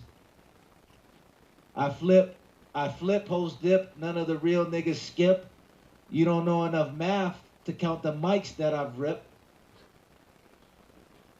So, you know, he's letting you know how important math is too, right? Sure. Yeah. So, I mean, think about it, simple lyrics, but I'm listening to this as a 13-year-old, 14-year-old kid. Sure. Right? Yeah, you know, and you know, because again, that's the advantage. Like an adult has more creativity, a lot of creativity comes from life experience. So as a young person, you learn from these adults. You're like, oh yeah, I see how they put that together. That's clever. Okay, remember that. Yeah. Yeah, I mean, that's what I'm saying. Like, he has more quotables in this one song than Lil Durk has in his whole career. I'm telling you, Lil Durk has been out for 10 years now, and I can't think of a single quotable line. So. Dude, everything is so empty right now, man. It's just like no substance to the music, no defense on the sports field. It's just like everything is just weak, man. And you got to be weak. If you're not weak, then you're not with the times. It's like masculinity is this thing of the past. So I don't know, man. It's just exactly. That's what I'm saying. Like with Lil Loaded, he's supposed to be this gangster drill rapper, but he kills himself over a girl. Right. And then 7 months before that, he kills his best friend. That's not. These are not masculine. These are not masculine attributes. You know what I'm saying? Like I mean, it's not like I've never been through a breakup. I know that shit hurts. you know, but or it's not like I've never had a friend do me wrong, but just to take it so far, at least in the story they want to tell us, we don't know if any of this shit's true. We don't know if he really killed his best friend or he really killed himself for that girl. For all we know, he got murdered on that day. You know, 201 days after the other one of the biggest rappers in Dallas died, Mo 3. So anyway, let me continue with the song. So, peep the dirty, rotten scat bag, his verbal weapon spit. So keep in mind, he's still talking about how he doesn't need a gun because he has his mind to use. You know, that's he's explaining to you that his attack is mental. His mind, it's explaining to you that the mind and the brain is the most powerful thing you got. You don't need a gun. You know. And at that time, like I said, we're getting a lot of gangster images portrayed on the TV and on the radio. So then he continues, right? And like I said, the beat is classic. It's a real New York, Brooklyn type feel to it. Real rough and rugged. Shine like a gold nugget. It's funny that you got that in the lyrics today on the day of this eclipse ritual with the suns and the nuggets, man. That's funny. That's funny. Right. On the day, and then remember, and then the day of the eclipse, and the name of the album's called "The Sun Rises in the East." Yeah, it's funny. And he's from Brooklyn, and the Suns could play the Nets in the finals. Oh yeah, that's a good one. That's a good one. Okay. You know, the album's called "The Sun Rises in the East." So yeah, like you said, gold nugget. So this is what it was about back then. It was about being real, rugged. Now Lil Nas X, people, Tyler the Creator. You know, these are the people that get to shine now. So every time I pick up the microphone, I drug it. Unplug it on chumps with the gangster babble. Leave your nines at home and bring your skills to the battle. So he's calling them out, right? Mm-hmm. Yeah. You're rattling on and ain't saying nothing. That's why you got snuffed when you bumped heads with Dirty Rotten. So he used to call himself Dirty Rotten. And I'm sure this is directed at somebody. Do you know who that is? No. But it's definitely dedicated. I can tell you that it's definitely dedicated. I think it was just, to me, if you want it, in my opinion, it was dedicated to the whole West Coast, because the West Coast, and not everybody was rapping gangster rap from the West Coast, but a lot of it was in that vein, and I think that he was just going at the West Coast. I don't think he was talking about anybody specifically. Okay. So, have you forgotten? He might be talking to somebody specifically though, right? But I don't think so. Have you forgotten? I'll tap your jaw. I also kick like Kung Flu Flicks by Run Run Shaw. Made frauds bleed every time I G'd. Cause I perfected my drunken style like Sam Snead. Pseudo cycles, I play like Michael Jackson. When I'm busting ass and breaking backs. Inhale the putrefied aroma. Breathe too deep and you'll wind up in a coma. Toast the king, I'm hard like a fifth of vodka. And I bring your click because I'm a hard rock knocker. I got you out on a limb about to push you off the plank. Let you draw your crones, but your burner shot blanks. When the East is in the house, you should come equipped. So then the hook comes in again, right? And keep in mind, this ain't like a 2 or 3 minute song like nowadays. Here's the third verse and the final verse. Fly like a jet, sting like a hornet. Knuckleheads get live and set it off if you want it. Dirty rotten scoundrels is crushing fools, no joke. With styles more fatal than secondhand smoke. Don't provoke the wrath of this rhyme inventor, cause I blow up spots like the World Trade Center. Keep in mind that the World Trade Center had just blew up right before this. Yeah. 93 World Trade Center bombing. Yeah. So a lot of rappers used to say that in their rhymes. Yeah. Yeah. So, come with the Super Trooper on his assault mission.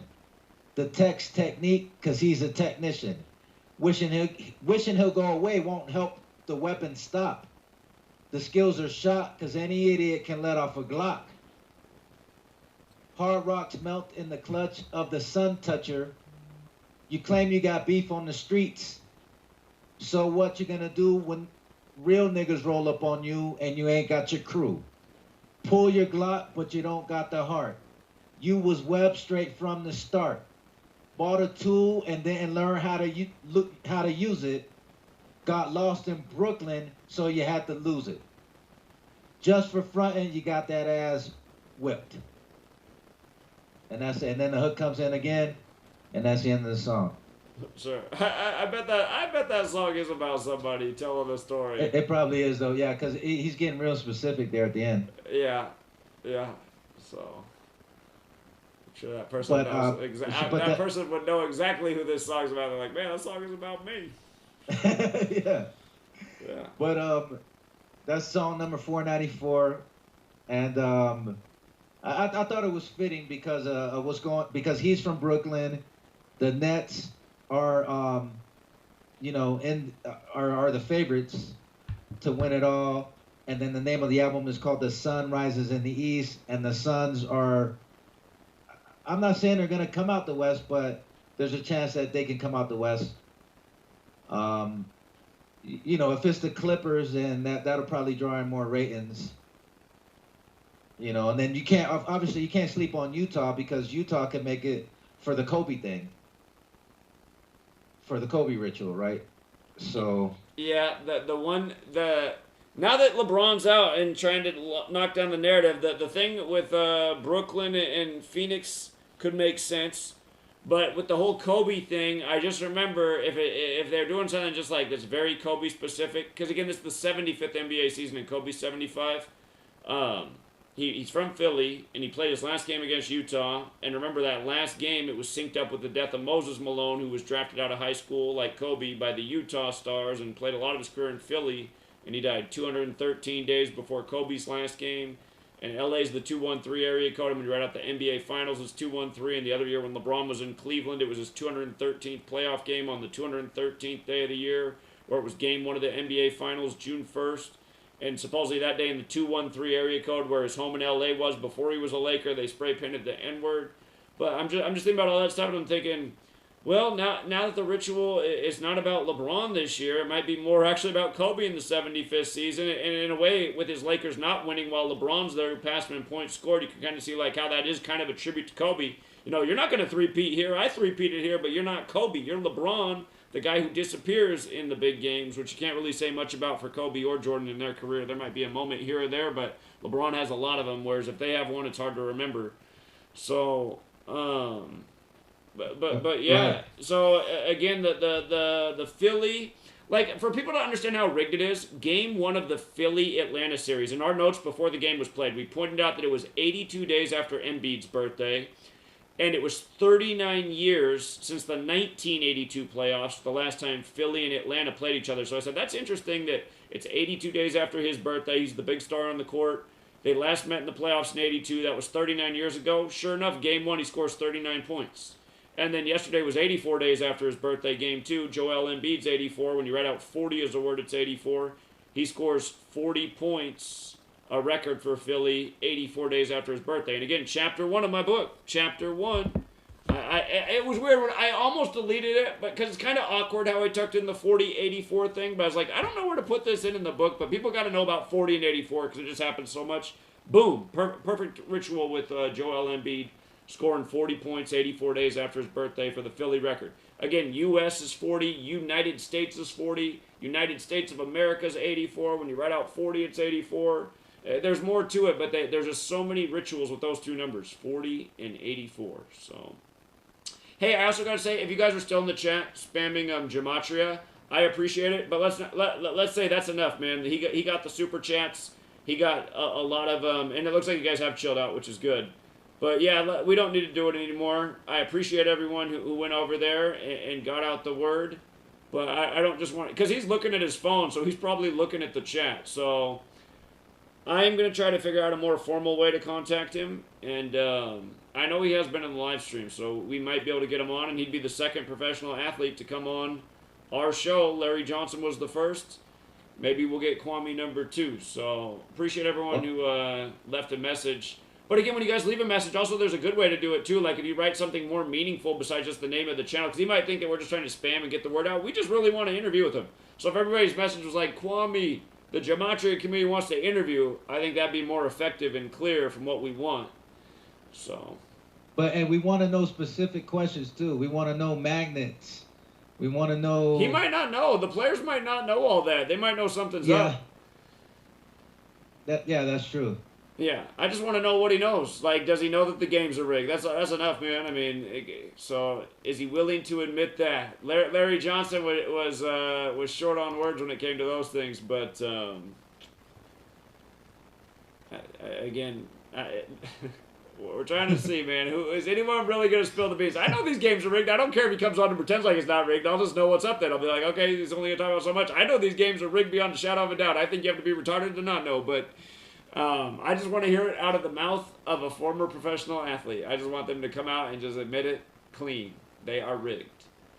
So. I mean, how could he argue that they're not rigged? I mean, if he tried to argue that it was not rigged, he would lose that argument. Right. So anyway, so let me give you something else real quick.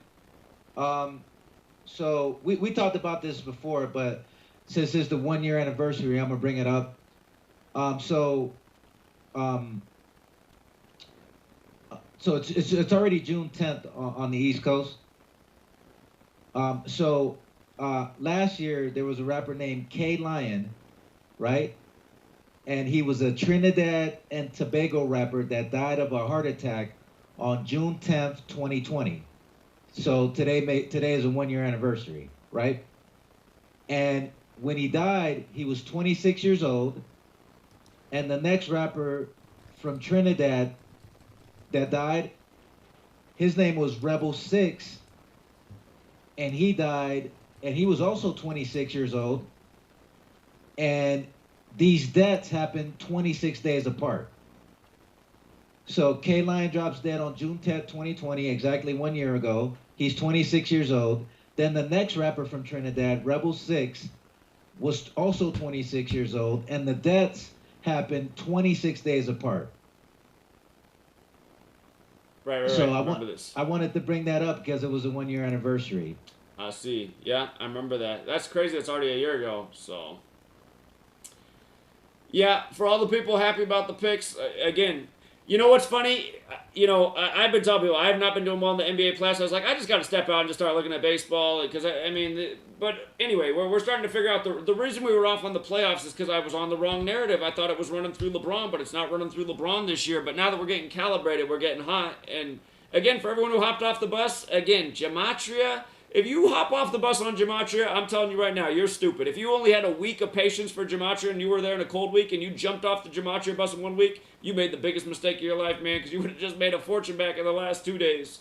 And again, just the last several days we've been doing just fine. So again, for all the people who weren't, I was going 50-50 in the playoffs. It wasn't good. But again, for people who hopped off the bus, man, see, you guys should have stuck around because you would have just been very happy. So anyway.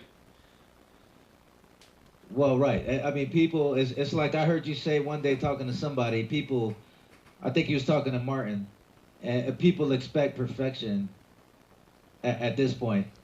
Well, again, and it's like, again, we're not in control of the script. We're looking at, we know this is how they rig it, but they do, there's some tight narratives. You got to pick your punches. I mean, the games that we've been really emphatic about in the NBA playoffs, and there were some big value games, those have come through. The ones that we've been the most excited about, they've come through, but a lot of the just other games have been tight. But now that we're zeroing in on more what the narrative is, things are starting to really line up. So, again, I mean, it's just like, but I'm glad that those people left. I'm like, those are the kind of people that didn't belong here. They're just here. They just want to make some money. They're not even trying to learn anything, and they have no patience. Get out of here, man. You don't deserve nothing.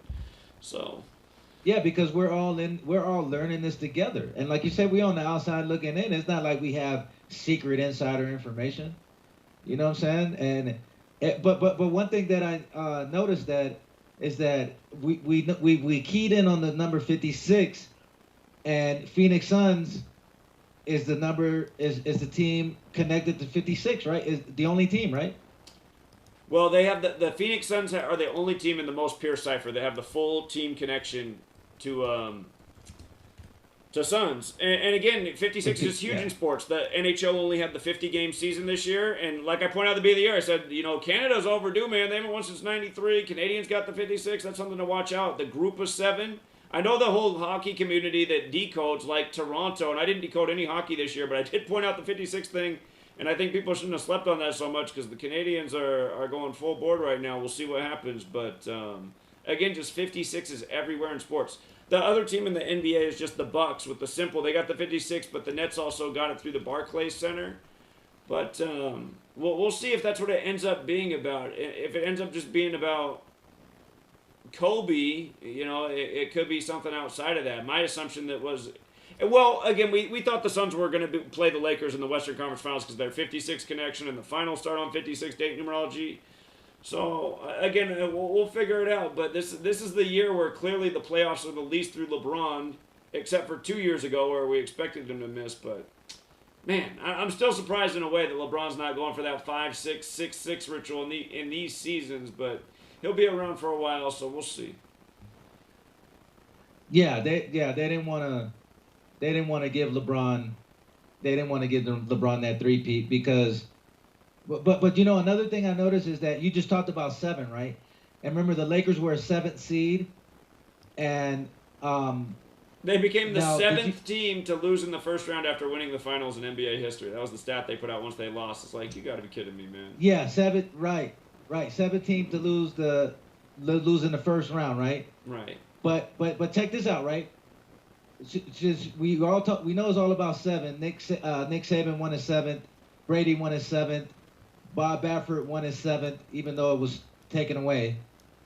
And the Lakers. I don't think the they've 7th officially seed. taken it away yet. It hasn't quite happened yet, but that'll be a ritual. Oh, okay. Yeah. Okay, but did you see this one?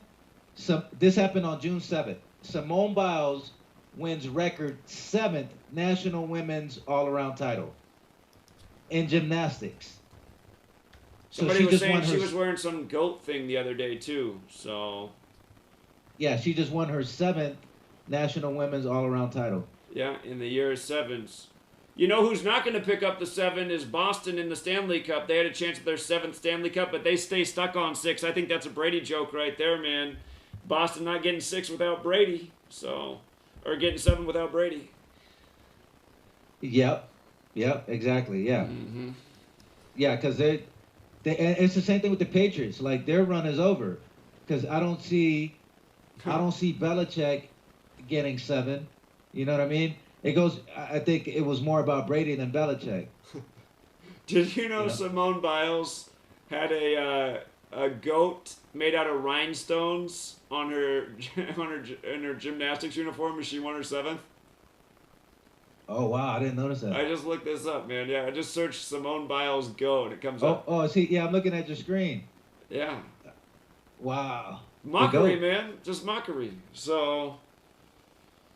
The GOAT. Wow. That reminds me of that Rilo Rodriguez album, GOAT in Human Form. And it came out 73 days before Brady won the Super Bowl. Yeah. So yeah, that is funny, man. That is, I mean. Wow, that's great. She's the GOAT. Yeah, they're not joking. So something else. All right, man. Anything else tonight? Oh no, that was it. All right. Well, we can leave it there. But appreciate the contribution as always. And you have a good night, man. Yeah, you're welcome. All right. Thank you. Yeah, take care, Jonathan. Peace. See you, man. All right, you guys. So that is the end of the live stream. Appreciate everyone who tuned in. Went a little bit extra tonight. And just to review, just to show you how fun it is with the eclipse stuff today. Again, just it being about the sun and the eclipse. Of course, the Suns win versus the Nuggets, the only game in the playoffs today. And again, gold represents the sun in alchemy. So you got these two teams with the sun symbolism just hours before the eclipse. And, you know, Chris Paul, the man born on May 6th, 5'6", playing on the Pier 56 team. Hold on. Leo from Truth Over Fear is calling in. He's got something. What's up, Leo? Hey, what's up, Zach? Yeah, how you doing, man? Just real quick. Good, how you doing? Doing all right. Just real quick, I wanted to see if you get a chance, watch the video that I just posted. Okay. It's basically about just the frustration that the bastards don't get it or whatever, but moreover, it's more about, you know, you were talking about it earlier, you know, the truth community coming together and figuring out something, coming together to devise a plan or see what we're going to do. It's on the channel right now. If you could take a look at it real quick. Is it about 16 minutes long? 16-minute video? Yeah, that's the one. Perfect. But basically just, you know, what we talked about as well, like trying to set it up in Vegas. Trying to set up like an event for truth seekers, GEMATRIA and all that. And then I'm going to set up a GoFundMe page. Maybe we can get people to fund it so we can all get out there, be there at the same time. Yeah. Come up with some type of plan. Okay. Yeah, so I just wanted to throw that out there real quick. I appreciate you for putting it out there or whatever right now. Absolutely. Yeah, you guys support Leo's channel. He's already been censored a bunch. And check out his video. Just another person in the community. Him and Big Alf linked up. They've been pounding pavement with the megaphone. More people need to do these kind of things. So support Leo. If you're in the Tucson area, that's Leo's somewhere around there. And yeah, absolutely. And me and Big Al are going to be doing a live stream tomorrow. We're going to KABBALAH 9 News. We're trying to get out, talk to see if we can talk to some people out there, question them and stuff. So look out for that live stream as well. Okay, looking forward to it. I appreciate it, man. Awesome, Zach. I appreciate you, man. Yeah. All right. Have a good night. Thanks. All right. See you. You too. Thanks. Bye. Okay. Yeah. So Leo's channel, he's doing great work, and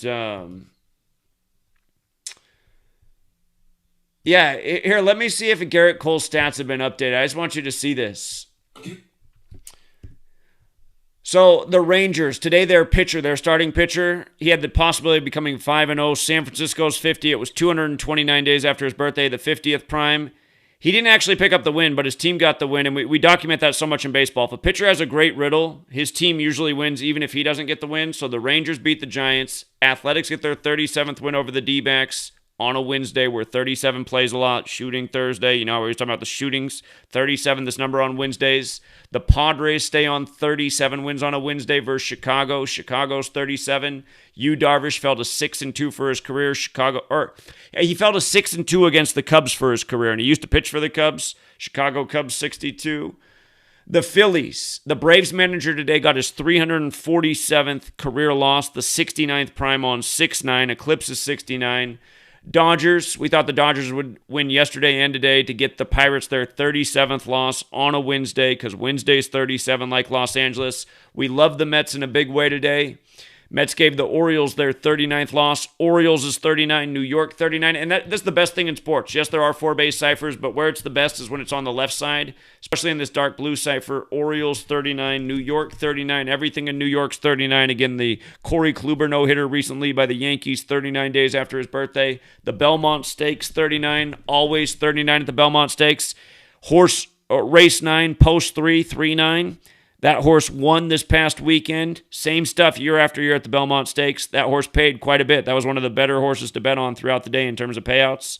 And a big 39 ritual. And again, a lot of this stuff surface level. I think this is how the in-crowd stays on top. They know what horse to bet on. You know what the annual ongoing joke is.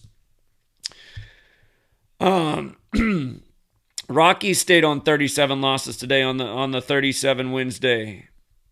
Red Sox stayed on 37 wins on the Wednesday. We thought the Brewers might stay on 34 today because a lot of teams pick up 35 on Thursday because Thursday's 35. The Mariners surprised me. I thought the Mariners would actually lose. But again, teams that can pick up numbers that we're looking for when it's in the win, it comes through a lot more than a loss. Eclipse is 33. Eclipse is also 69. That score's 6-9. Mariners could have picked up their 33rd loss. Mariners are one of these teams I hate too. It's like so often the riddles do not go with... There's certain teams it's like, I hate that team. And the Nationals and Rays was hard to tell. I thought that game was too close to call. We love the Yankees today. The Yankees had the very best riddle. Garrett Cole had the best riddle of the day to win. Yankees 9-6, 6-9. And again, you guys look how New York has 33 and 39 in the name, right? 33-39. Eclipse is 33-39. Score ended up being 6-9. Yankees gave up a bunch of runs in the end. But Cole today got his 108th career win. And remember, geometry, 108 forwards and backwards. Major League, 108 forwards and backwards. 108, the number that relates to the sun, the moon, and the earth when it comes to eclipses. The ratios, the distance. And again, in today's live stream, I was laying that out about what to look for in baseball with 108. And then we scanned through some of the games. I saw how the Yankees today, they could get that 33rd win, the eclipse number, and give the Twins the 37th loss on a Wednesday. So that already looked good. And then Garrett Cole with the 108 win when he already did the Sirius Heliacal Rising thing ritual with 95 last year. Again, just no-brainer. Notice both Chicago teams in their games, 37. Chicago's 37, Wednesday's 37. White Sox stay on 37 wins. And Wainwright did get the win tonight. Age 39, Wainwright, eclipse 39. He got his 171st win.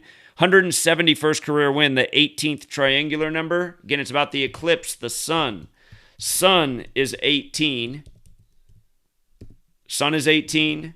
Baseball is 18. IHS, what's in the Jesuit logos, 18 forwards and backwards. The IHS inside the sun, the Jesuits behind all this.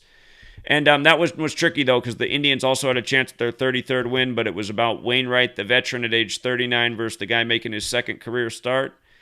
And with regards to the whole 108 thing in the moon and eclipses, again, full moon has that 108 forwards and backwards, just like geometry. So all this stuff's so related. It's not arbitrary that there's 108 double stitches on a baseball, and for the Super Bowl, they make 108 total game balls, 54 for each team. Again, all of these events are annual things that are based on the calendar that's based on the sun. Each team gets 54 balls in the Super Bowl for 108 total balls. Sun is 54, geometry 108, again, Jesuit order 54. So shout out to all the truth seekers. Leo doing the great work. Jay with Open Eyes keeps trying to build his channel. He didn't get on tonight because we didn't get to enough calls, but I saw that he was out there. But he's been getting censored. Be sure to support him. And just a lot of good people in the truth community. Dr. Savage did the... Dr. Savage's name is so hard. You got to do it just right or his channel doesn't come up. That's it. Oh, and I'm not... Oh, he's at 2.01K subs. Perfect. But I could have sworn I was already subscribed to his channel. Anyhow, get so many channels deleted it's possible I forgot to resubscribe. But Dr. Savage does good work. Gave the super chat tonight to Kwame Brown, along with Bobby. Bobby doesn't have a channel. Shout out to Bobby. So hopefully that you guys help make it happen. Appreciate that. And again, gematria, just the knowledge that keeps on giving. It allows you to escape from the matrix and to exploit the matrix. And you can debate on if that's ethical or not. But think about Tim's story. Tim took advantage of this knowledge, just made enough money off March Madness and the horse races that he doesn't have to do his crab fishing boat job in Alaska, and he gets to spend more time with his family. And he says, if they just grow some corn this year, sell the corn where he is in an agricultural town, nothing else to worry about. More time with the family. And again, there's a lot of people in this community who were already gamblers, but they learned this knowledge, and now they pay the bills, and they don't even work a day job. They got their own Patreon page, they're teaching. So this knowledge has helped several people in the world get ahead. If you're somebody who took this knowledge and didn't win with it, that was on you. Again, you give a man a tool. Some men are great with the tool. Some men just aren't that talented, and even with the great tool, they still can't get it done. That's the man. So realize, all my trolls and detractors and haters, what you're listening to are the losers of the world. And I don't have any problem saying that. I'll look right in the camera. What you're looking at are the losers of the world. The losers of the world. That's who my critics are. Period. End of discussion.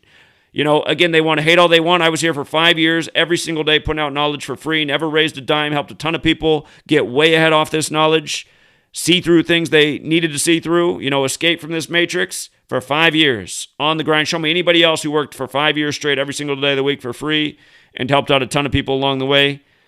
And the amount of money I've made in the last 3 years that my stuff's been monetized is very modest. I mean, these basketball players make more in 2 quarters of pay than I've made in the last 3 years easily, you know?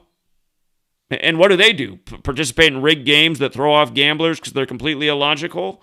And again, do you see that these people, do you see that Kwame Brown has a pack of haters that are on his page every day, just spamming nothing but crap, lying about him? No, nobody has a pack of haters like I do. I got the biggest pack of haters online there is. You know, show me anybody else who has a pack of trolls that hound them 24/7, 365, even find out how to troll the mom. I mean, my trolls even troll my mom, and part of that's my mom's fault for giving out information, but again, that's how bad my trolls are. They even go after my own mom. So, and I'm sure if my dad had any online social presence, they'd go after him, but he doesn't. You know, he doesn't really go online. So,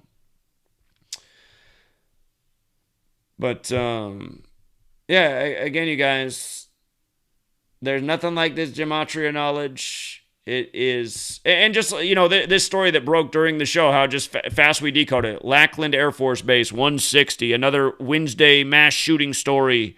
And on the 160th day of the year when Lackland Air Force Base is 160, it's just same stuff day after day, week after week. And